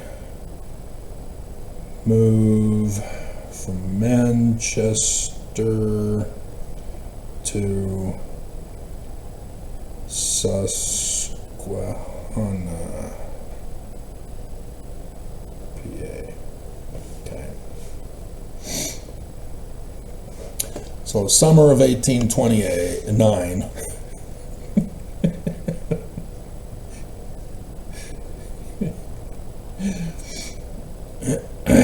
1829,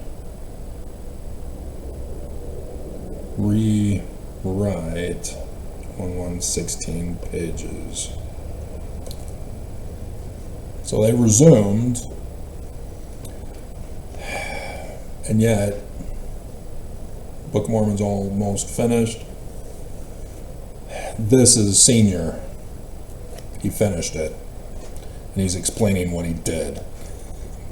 Junior should have just come to me with the plates. Okay? So now we're ready. Now we're ready. No, maybe not. Oh, we still have to do. Oh, yeah. I did you on purpose, didn't I? Oh, yeah. So I gotta make sure I get the right one because I moved it into a file. I think.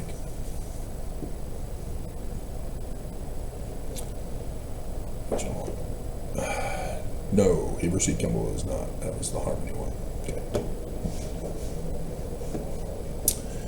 All right, Heber C. Kimball.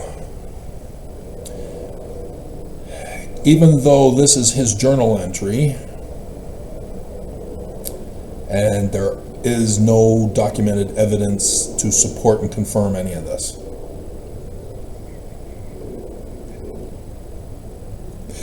Like this stuff, we know the 1838 is not literal history because of the actual confirmations that we have received.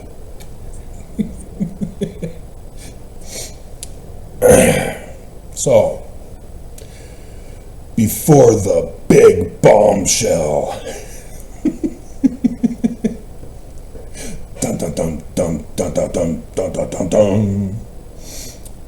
Heber C. Kimball and his life. Under Masonry.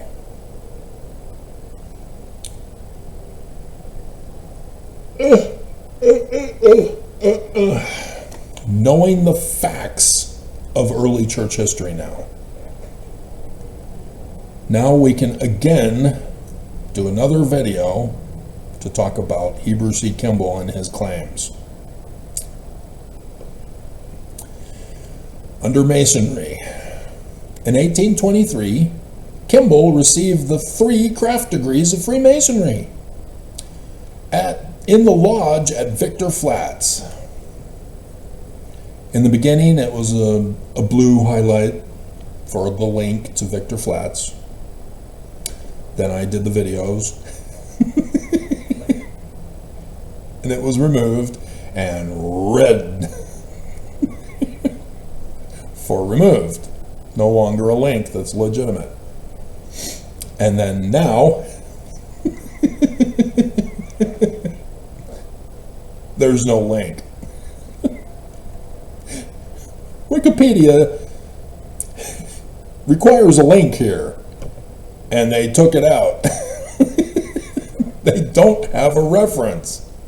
They're just taking his word for it, and Wikipedia isn't calling them out on this.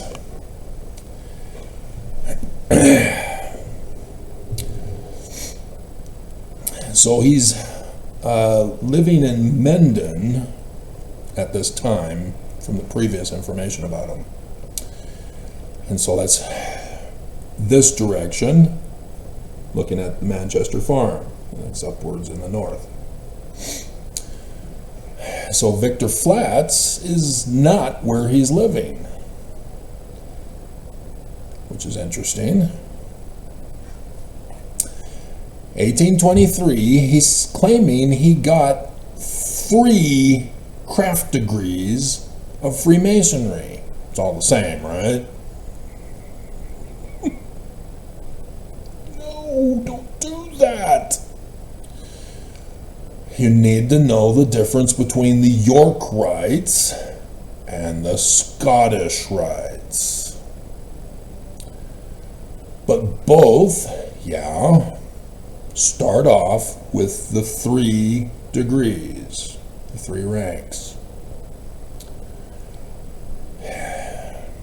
Are you familiar with Joseph Smith in 1842? With the 15th of March, one day he's made a member of Freemasonry, and then the next, or the day after, on the 15th, he's a Master Mason. 3 craft degrees to be the Master Mason. Warsaw Lodge was pissed with the Grand Master of the Scottish rites. But this is after 9/11/1826. The Warsaw Lodge is pissed because there's still some old school who carried over after 9/11/1826. William Morgan. The reason why is because with the disappearance of William Morgan, a news reporter was investigating this and did a paper on it. And that caused a panic in the United States of America, and they burned down almost all but 5 Freemason lodges in the colonies. The Canandaigua Lodge was burned to the ground. And yet the documents remained to know that Joseph Smith Sr. was the Master Mason.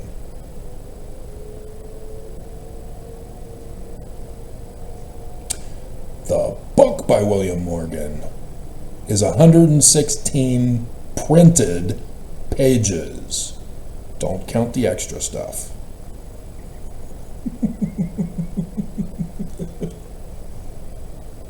Who wrote it? Senior wrote it. That's why Junior is telling you 116 pages were what he was copying and dictating to Harris, who stole them. He's giving you clues as to what happened, the bigger picture, because it's not literal history, or at least accurate. And so he's referring to 1823, the second vision about the coming forth of the Book of Mormon, which is all York rites with the Knights Templar. And he's saying he, like Joseph in 1842, became a Master Mason. Nope. Senior in Vermont, named Hiram in 1800, Hiram, spelled Hiram, just like Hiram Abiff in Freemasonry. Senior is wanting to show his loyalty to Freemasonry in 1800. He did not become a Master Mason of the Canandaigua Lodge until 1818, May 7th. So should I pay attention? 18 years to become a Master Mason, pre 9/11/1826. And here, Spencer Heber C. Kimball claims 1 year, just like Joseph. In 1823, with the second vision of Joseph about the Book of Mormon and Yorkites Freemasonry, Egyptian gold plates.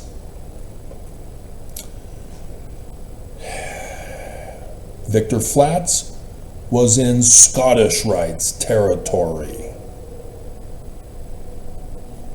Western New York divided it up in segments. Scottish Rites territory, north and south strip, then York Rites. Mendon, with the Palmyra and Canandaigua, York Rites strip.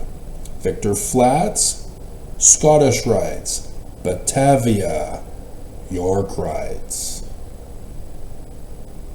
So even though York Rites, William Morgan went to Canandaigua York Rites strip to get away from his family, to protect them, because he's going to expose the enemy terrorist threat to the United States of America 200 years later.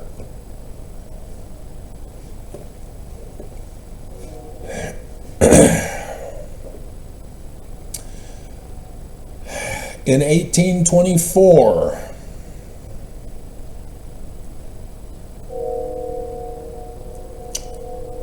sent a petition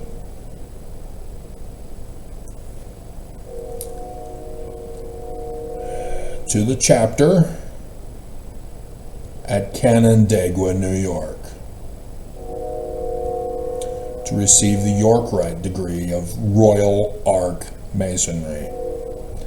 That's number 7 in the York Rites. He's a Scottish Rites, and he's now claiming he became a York Rites and got the rank all the way up to Royal Ark. William Morgan was. William Morgan came to Western New York and petitioned to become a Royal Ark number 7 rank in York Rites, 10 ranks. 10 is the Knights Templar. Number 7 is Royal Ark. And William Morgan had to swear an oath that he had received every single one prior to, in order to become an approved of Royal Ark. And yet, Heber C. Kimball is saying, I didn't.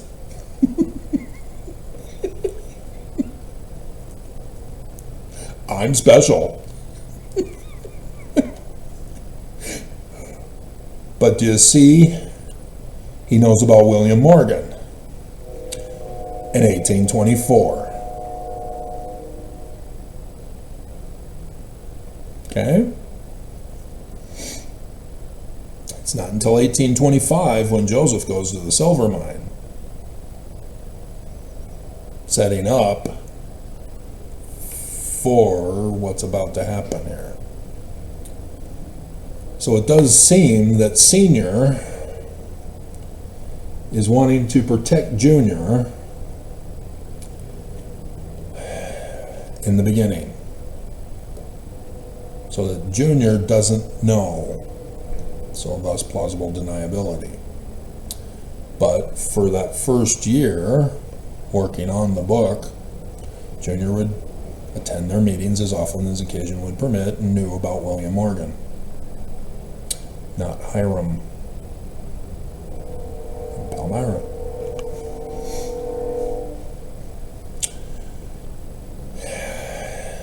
Heber says his petition was accepted. Joseph Smith Sr. accepted Heber C. Kimball's petition, and yet neither Joseph Smith Sr. and Heber C. Kimball claim they ever knew each other or met each other previously. Huh. It's because Heber C. Kimball knows about Sr. and William Morgan and the Book of Mormon. 1823. Heber is the enemy, remember?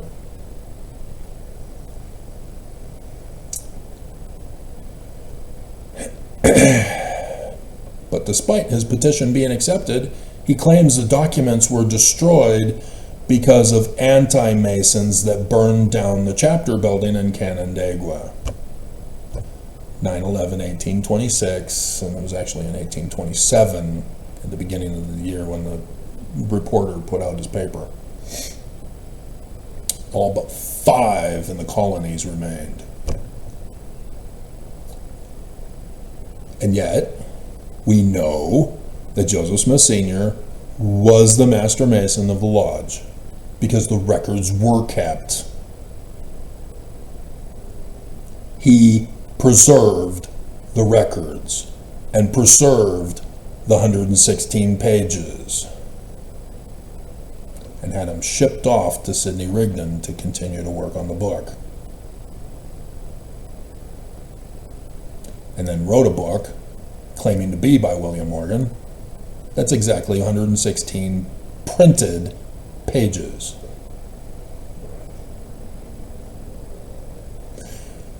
And so we know Heber C. Kimball is lying to us. But we know in his lies that he knows about the real history of the church for which he went and lied to Mormons about.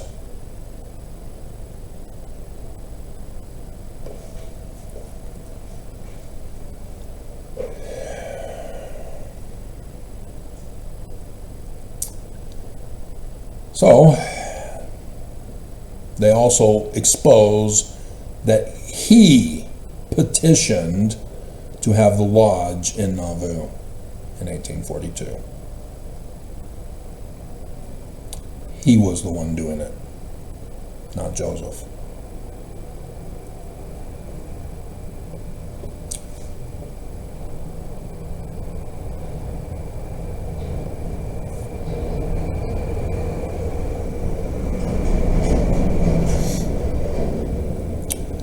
So tuberculosis was a curse of the Kimball family. His mother got it in February 1824, father in the spring of 1826, brother and brother's wife shortly after the spring of 1826. His son William Henry was born in Mendon, April 10th, 1826.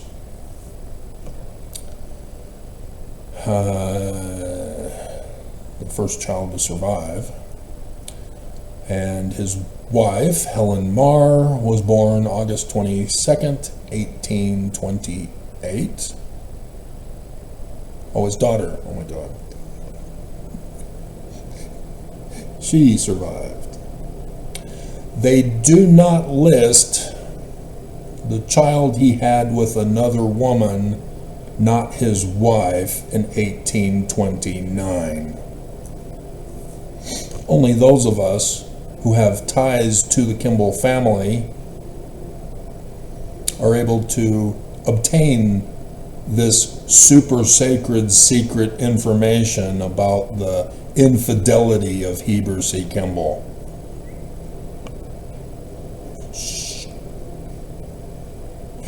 Before joining Joseph's church, and then being a part of the Danites with their sexual deviance, and then framing and blaming Joseph for it when, yeah, remember I did put that 2 hours ago, right? The little black book of Epstein from January 1846. Yeah, Heber C. Kimball was also a part of that. His name is all over that too.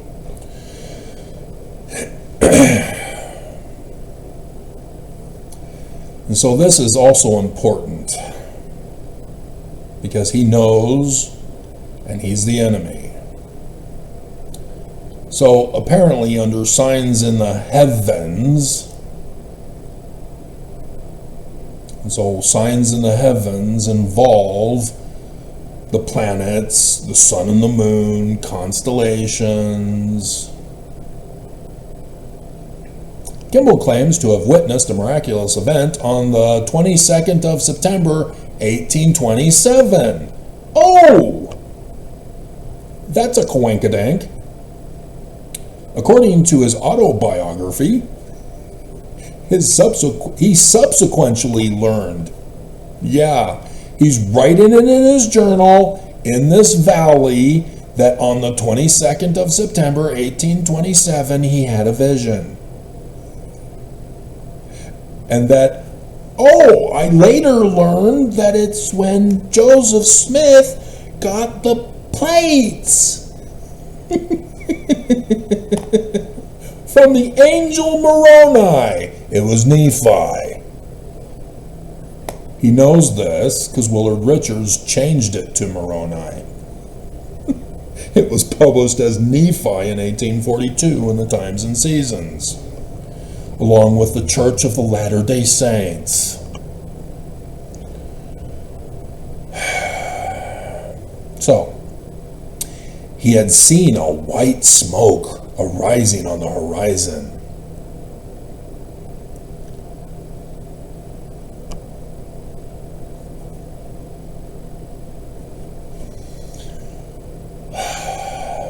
He is the enemy, remember? Growing clear and transparent of a bluish cast to reveal an army on the move in platoons. We could see distinctly the muskets, bayonets, and knapsacks of the men who wore caps and feathers like those used in the American soldiers in the last war with Britain, 1812.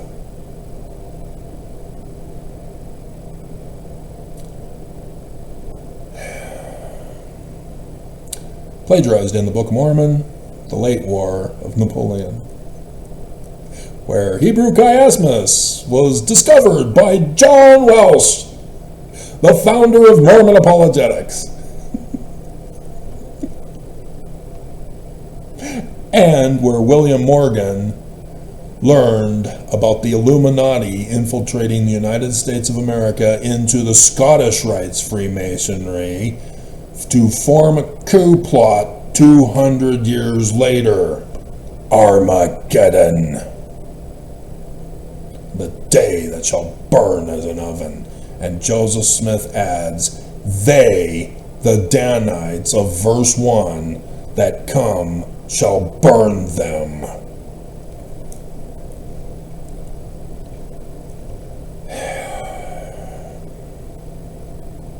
Also their officers with their swords and equipage, and heard the clashing and jingling of their instruments of war, and could discover the form and features of the men.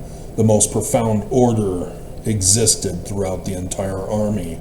When the foremost man stepped, every man stepped at the same time. I could hear the step.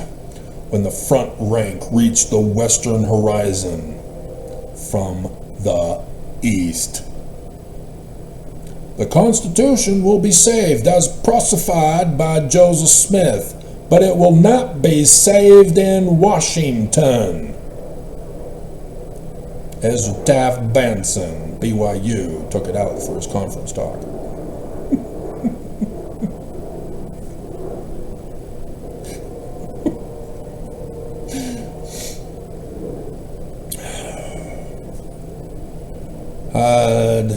Could distinctly hear the report of the arms and the rush.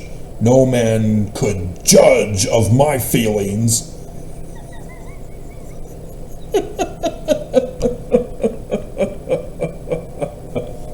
You can't judge me. When I beheld that army of men, As plainly as I ever saw armies of men in the flesh, it seemed as though every hair of my head was alive. This scenery was gazed upon for hours until it began to disappear. That is not a sign in the heavens. What mentally retarded person would classify that as a sign in the heaven? He gave you a vision of their plot to overthrow the United States of America 200 years later with the coming forth of the Book of Mormon. He knows it exposes their plot. That's why they turned it into literal history.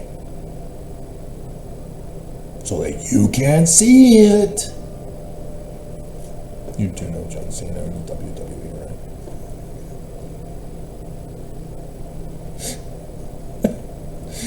Joining the Latter-day Saint movement. Mormons have compromised for this.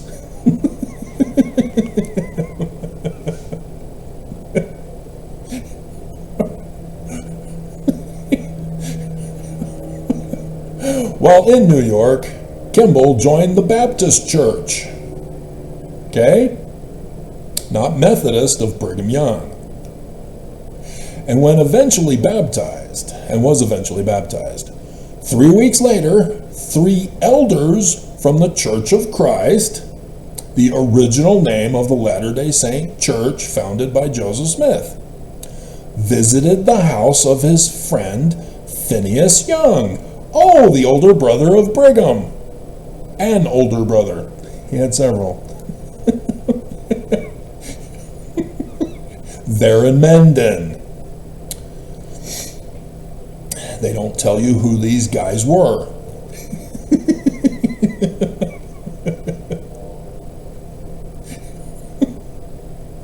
And 3, Joseph Smith said 2 by 2.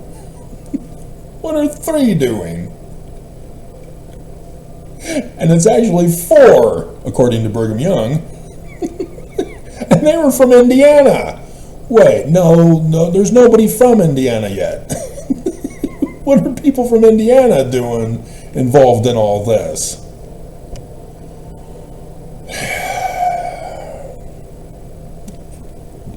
My map is wrong.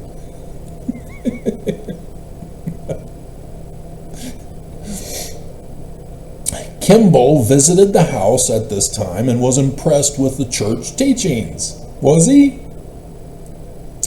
He also witnessed the speaking of tongues and the interpretation of tongues during this visit. Oh, were they translating Paleo-Hebrew and Egyptian? Was it French, Spanish, German? That British language? Whatever the hell that is. Or was it Babel speak? He doesn't tell us.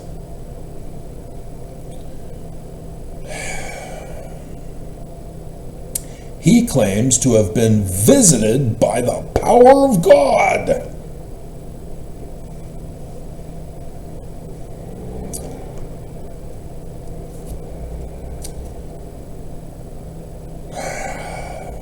During this time, Kimball said that he and several of the Young family saw a vision opening of the gathering of the saints to Zion. Really? Are you authorized as the head of the church to have this vision?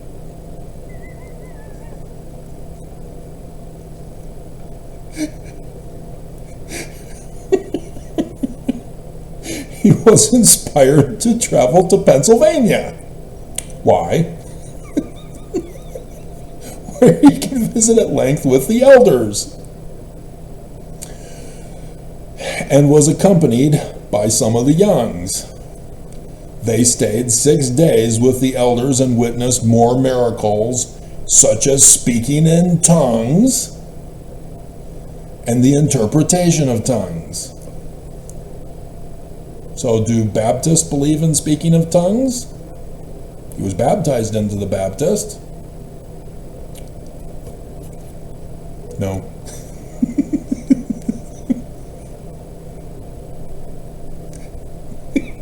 Nope. Baptists believe that speaking in tongues died out with the apostles with the day of Pentecost.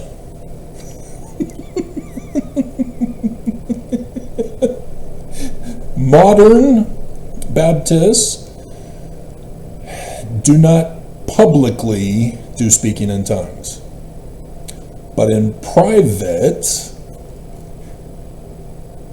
some.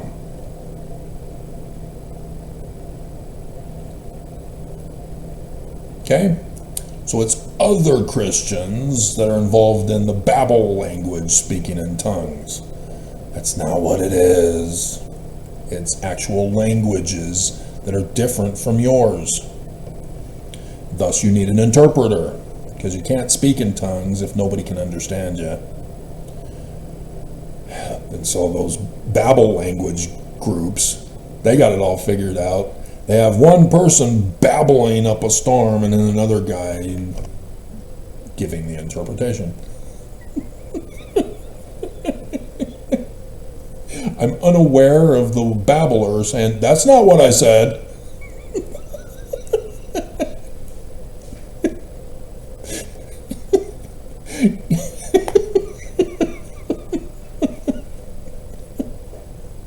That would be funny to watch on a YouTube video.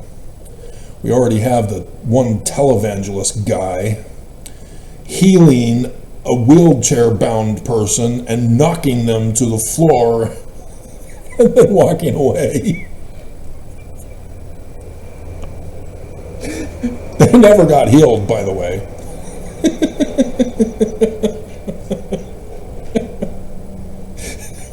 That made internet news.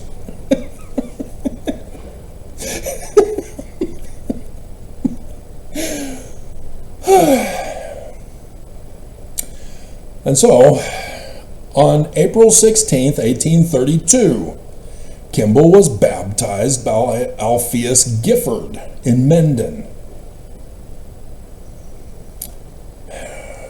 So he is hanging out with these elders leaving his wife, and there's surviving children. And apparently had nothing to do with the mistress and that child.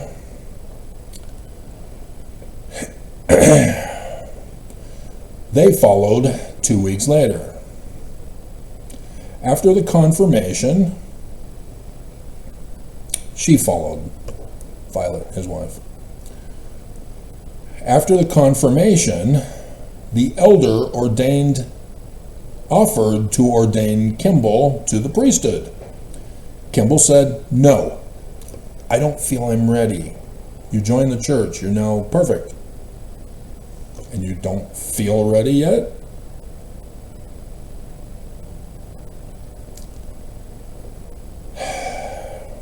But then went on to baptize others in Menden without the priesthood.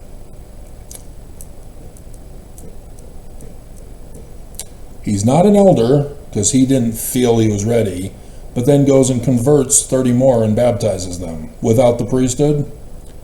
I'm not buying this. Editor of the Mormons, who are trying to cover up and hide and make this a positive faith promotion. Dumbasses. Church service. Shortly after baptism, Kimball was ordained an elder.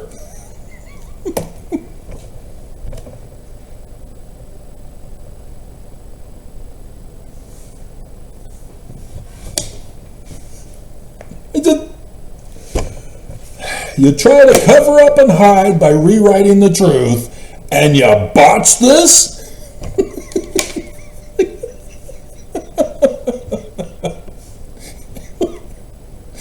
I don't feel ready for the priesthood. Okay. Joseph Young.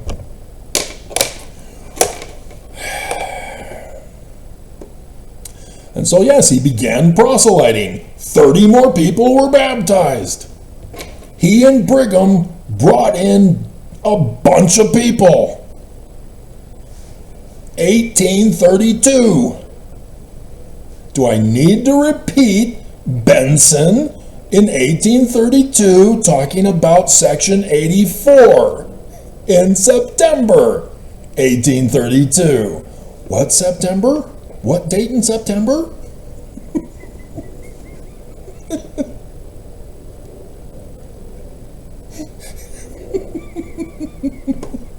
The 22nd and 23rd of September.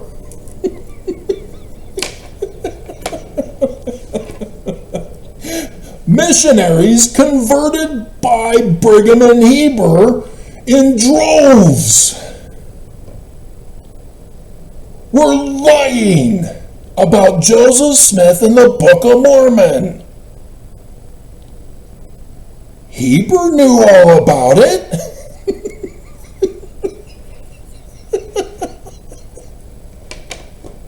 Why is he lying?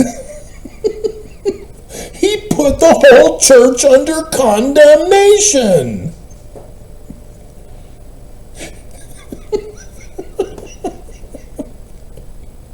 Section 86. This isn't the bombshell yet.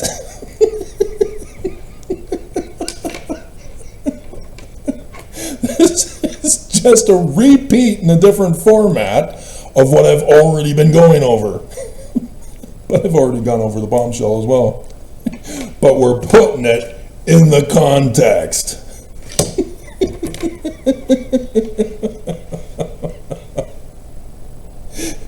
December 6th, the missionaries are maliciously ignoring Joseph Smith. They are refusing to tell the truth about the church, refusing to tell the truth about the Book of Mormon. They would become the Danites,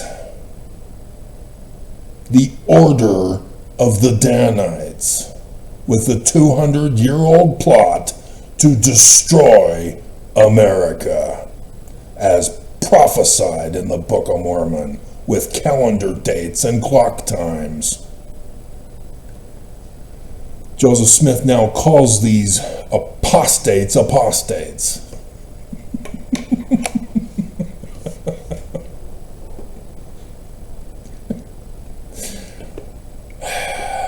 And thus 1838, they're still doing it. And he knows they have militated as the order of the Danites. Evil disposed and designing militant persons about the Church of the Latter-day Saints. Oh, and you thought it was the Church of Jesus Christ, did you? That's all wrong, all abominable, and all corrupt. All of this was made available to you guys.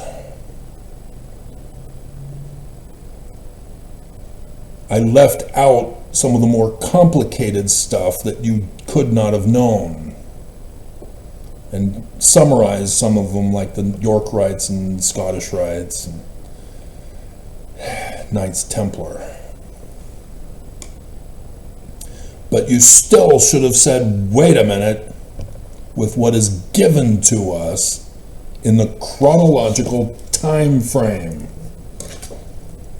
You may not have known this.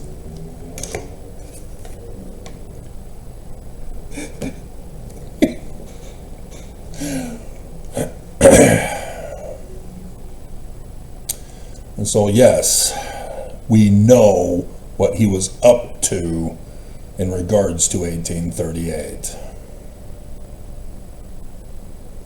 And here the Mormons outright lie.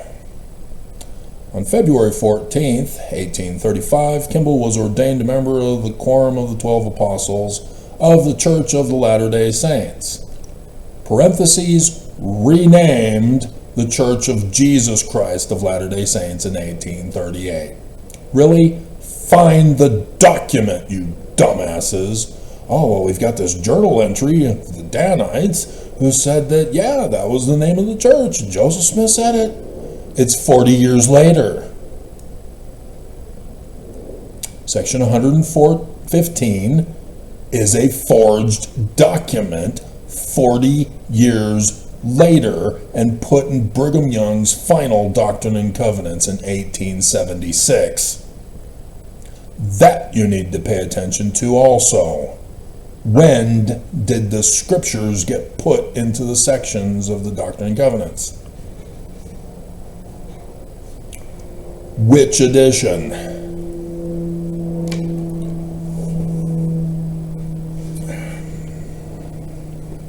So, for example, was 2, right?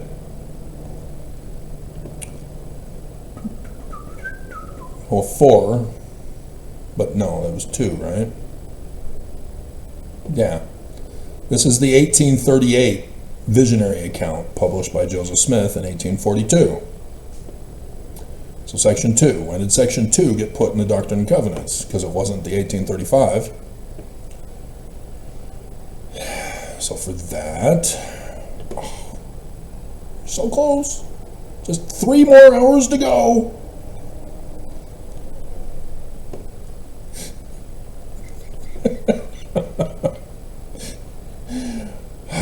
Which file are you in?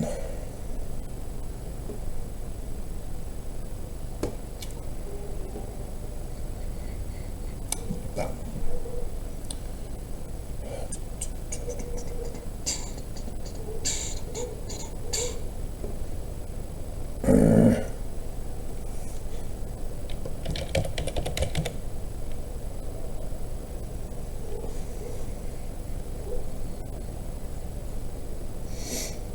Looks like we're going to need to take a station identification break anyway pretty soon here. All right, we need to open.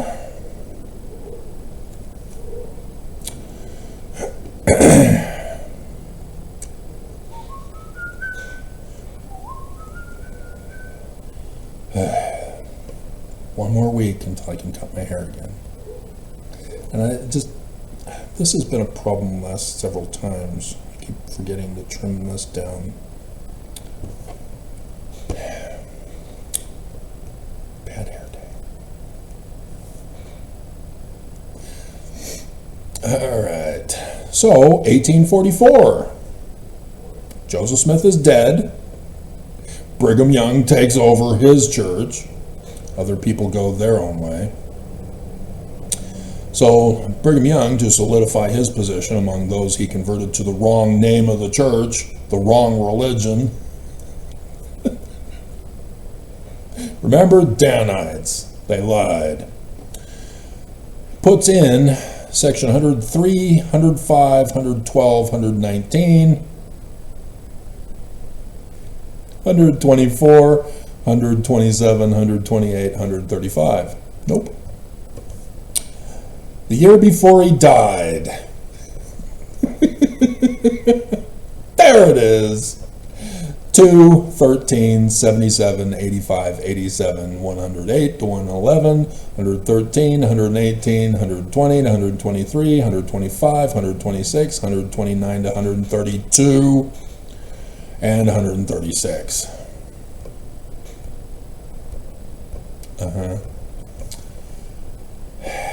They put in the tampered 1838 history in their Doctrine and Covenants, not the history. Wanted nothing to do with it. All right, so close, so close. I think we can bring it up in the Word program at least. Oh no, we can't. Are we done with you, Heber?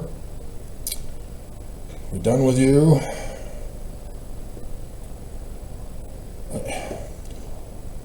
While Smith was imprisoned in Liberty Jail, Brigham Young, now the ranking leader of the quorum, and Kimball organized the removal of approximately 12,000 Latter-day Saint refugees across the border into Illinois.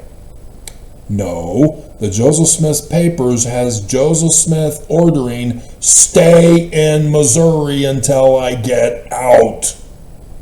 That is the Danites. 12,000 Danites who cooed Joseph Smith's church. And they were setting up a new headquarters because the extermination order didn't allow them to stay in Missouri.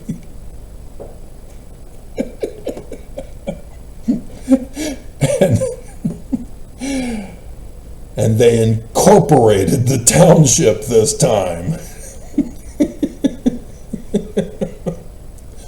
12,000, and they're claiming to be the victims. You bleeping bleepers.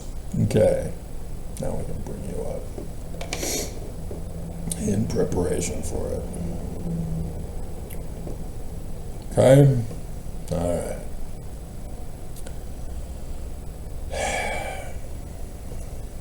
So, this is why you do this. You just do it better than I did it. You don't have to be the best, you just have to be the first. Did you see that video yesterday?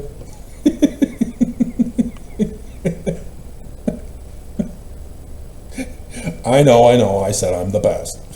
But I'm the first this time also.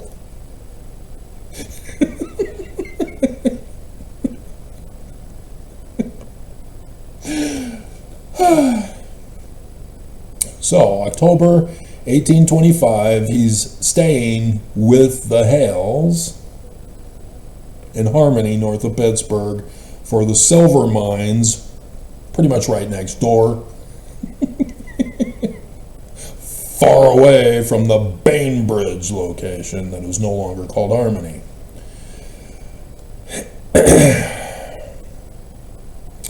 And so 18th of January, 1827, Joseph and Emma elope.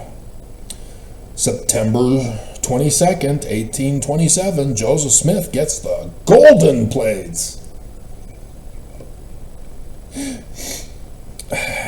As the William Morgan scandal happened previous year, 9/11/1826.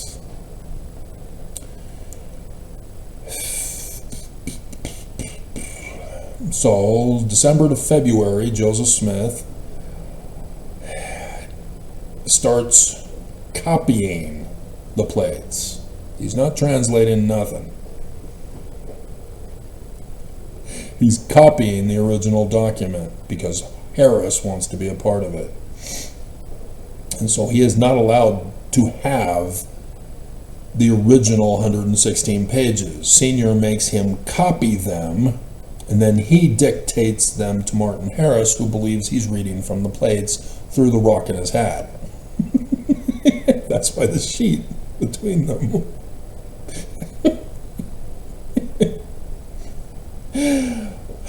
So in July 1828, Martin steals the 116 pages after their firstborn son is dead. So January 18th, 1827 to July 1828, their son dies. So 9 months later from eloping, assuming that they didn't get her pregnant before.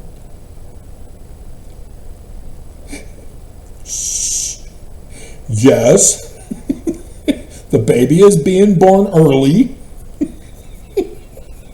It's a premature baby. Yes.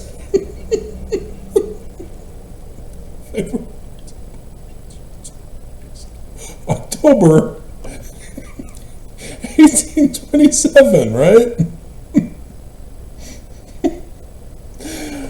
And so, November, December, January, February, March, April, May, June, July. 9 months after that. So it's 9-month-old baby died. They go to the Methodist. Methodist says, "You're a glass looker. Get the hell out of our church and out of our township north of Pittsburgh." They go to the Manchester farm with his parents-in-law. Senior's pissed. give Section 3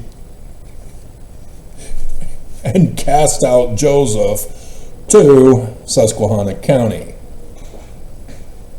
Okay? This is the setup for this that we know of. It is no longer called Harmony Township. It is now called Lanesville, and is about to be, or already has become, changed to the name of Lanesboro. Remember? It is not Harmony. They go in 1829 to Susquehanna, as it's being changed to Laneboro, no longer Laneville from 1820, no longer Harmony.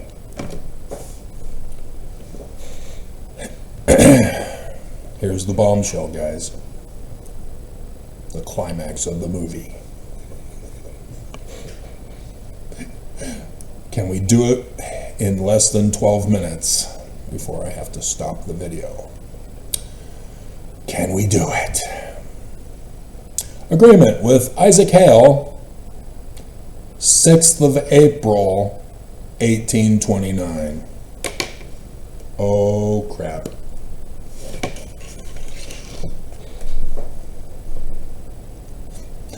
Fifth of April, 1829, Oliver shows up to Joseph Smith's house.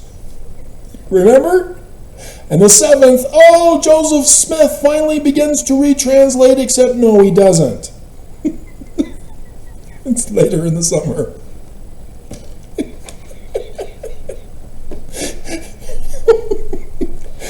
So, 6th of April, 1829.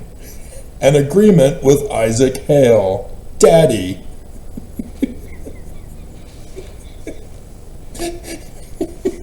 In the source note, Joseph and Isaac Hale agreement. Harmony Township. No. Susquehanna County, Pennsylvania. 6th of April, 1829. Handwriting of Oliver Cowdery. Signatures of Joseph Smith and Isaac Hale.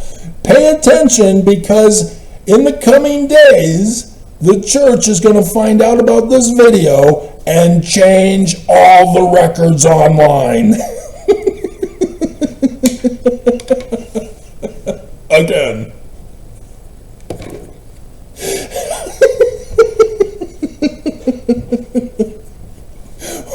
Witnessed by Oliver Cowdery and Samuel Smith. Notations of payment. Payment? Added in handwriting of Oliver Cowdery and John Whitmer, with signatures of Isaac Hale.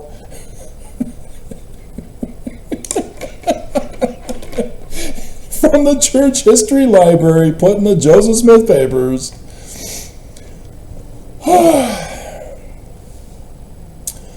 Oh, dear God.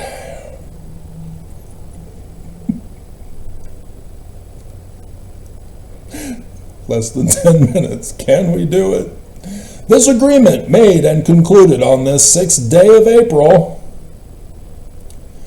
Anno Domini 1829, between Isaac Hale of the Township of Harmony in the County of Susquehanna, the state of Pennsylvania, of the one part of, and Joseph Smith June of the Township, County, and State aforesaid, of the other part, witnessed that the said Isaac Hale hereby covenants and agrees to sell and convey to the said Joseph Smith Jr. his heirs, executors, administrators, or assigns by a good and sufficient deed containing a general warranty all that certain piece of parcel of land There's no house.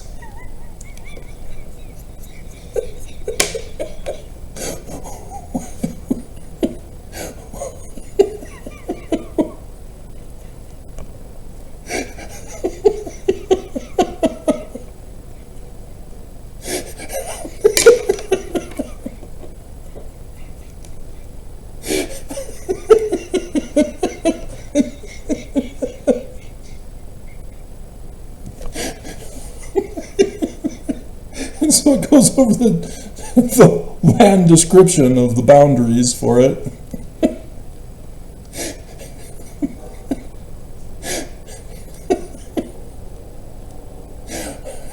It's $200. Was it $200 for a publication or $2,000? See, now I can't remember. But yeah, Junior gives him $200 to be paid in the following partial payment, viz. $114 to be paid by the 1st of May, 1829. Joseph has to do a job to continue to obtain money in order to pay off the sale.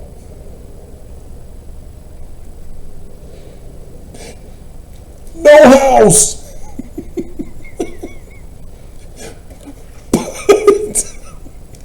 He's working on the Book of Mormon. He's not working on a job.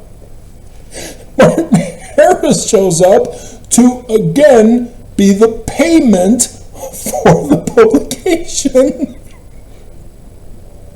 And Joseph somehow has $200 and is required to come up with $114 by the 1st of May, 1829? What was that other May thing?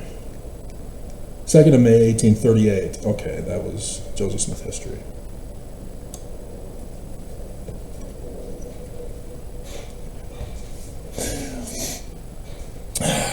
Dear God. And then the remainder, the 1st of May, 1830, for the due performance of covenants and agreements of said parties, sum of $400 to be paid by the party delinquent to the party complaining in witness whereof they have hereunto set their hands, and seals the day and the first written above. And so they go to Whitmer's. When did I put that? 1st of June, 1829. They up and leave. They never come back.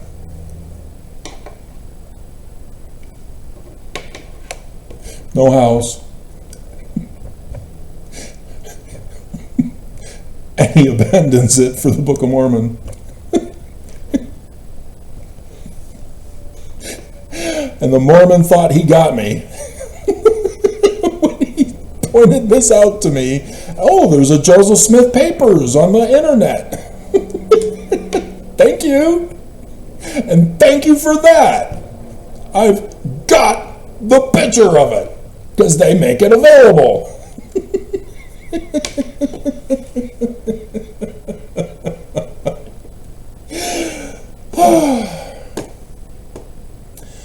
This church is nowhere near true. And even though this was a rushed 3-hour summary,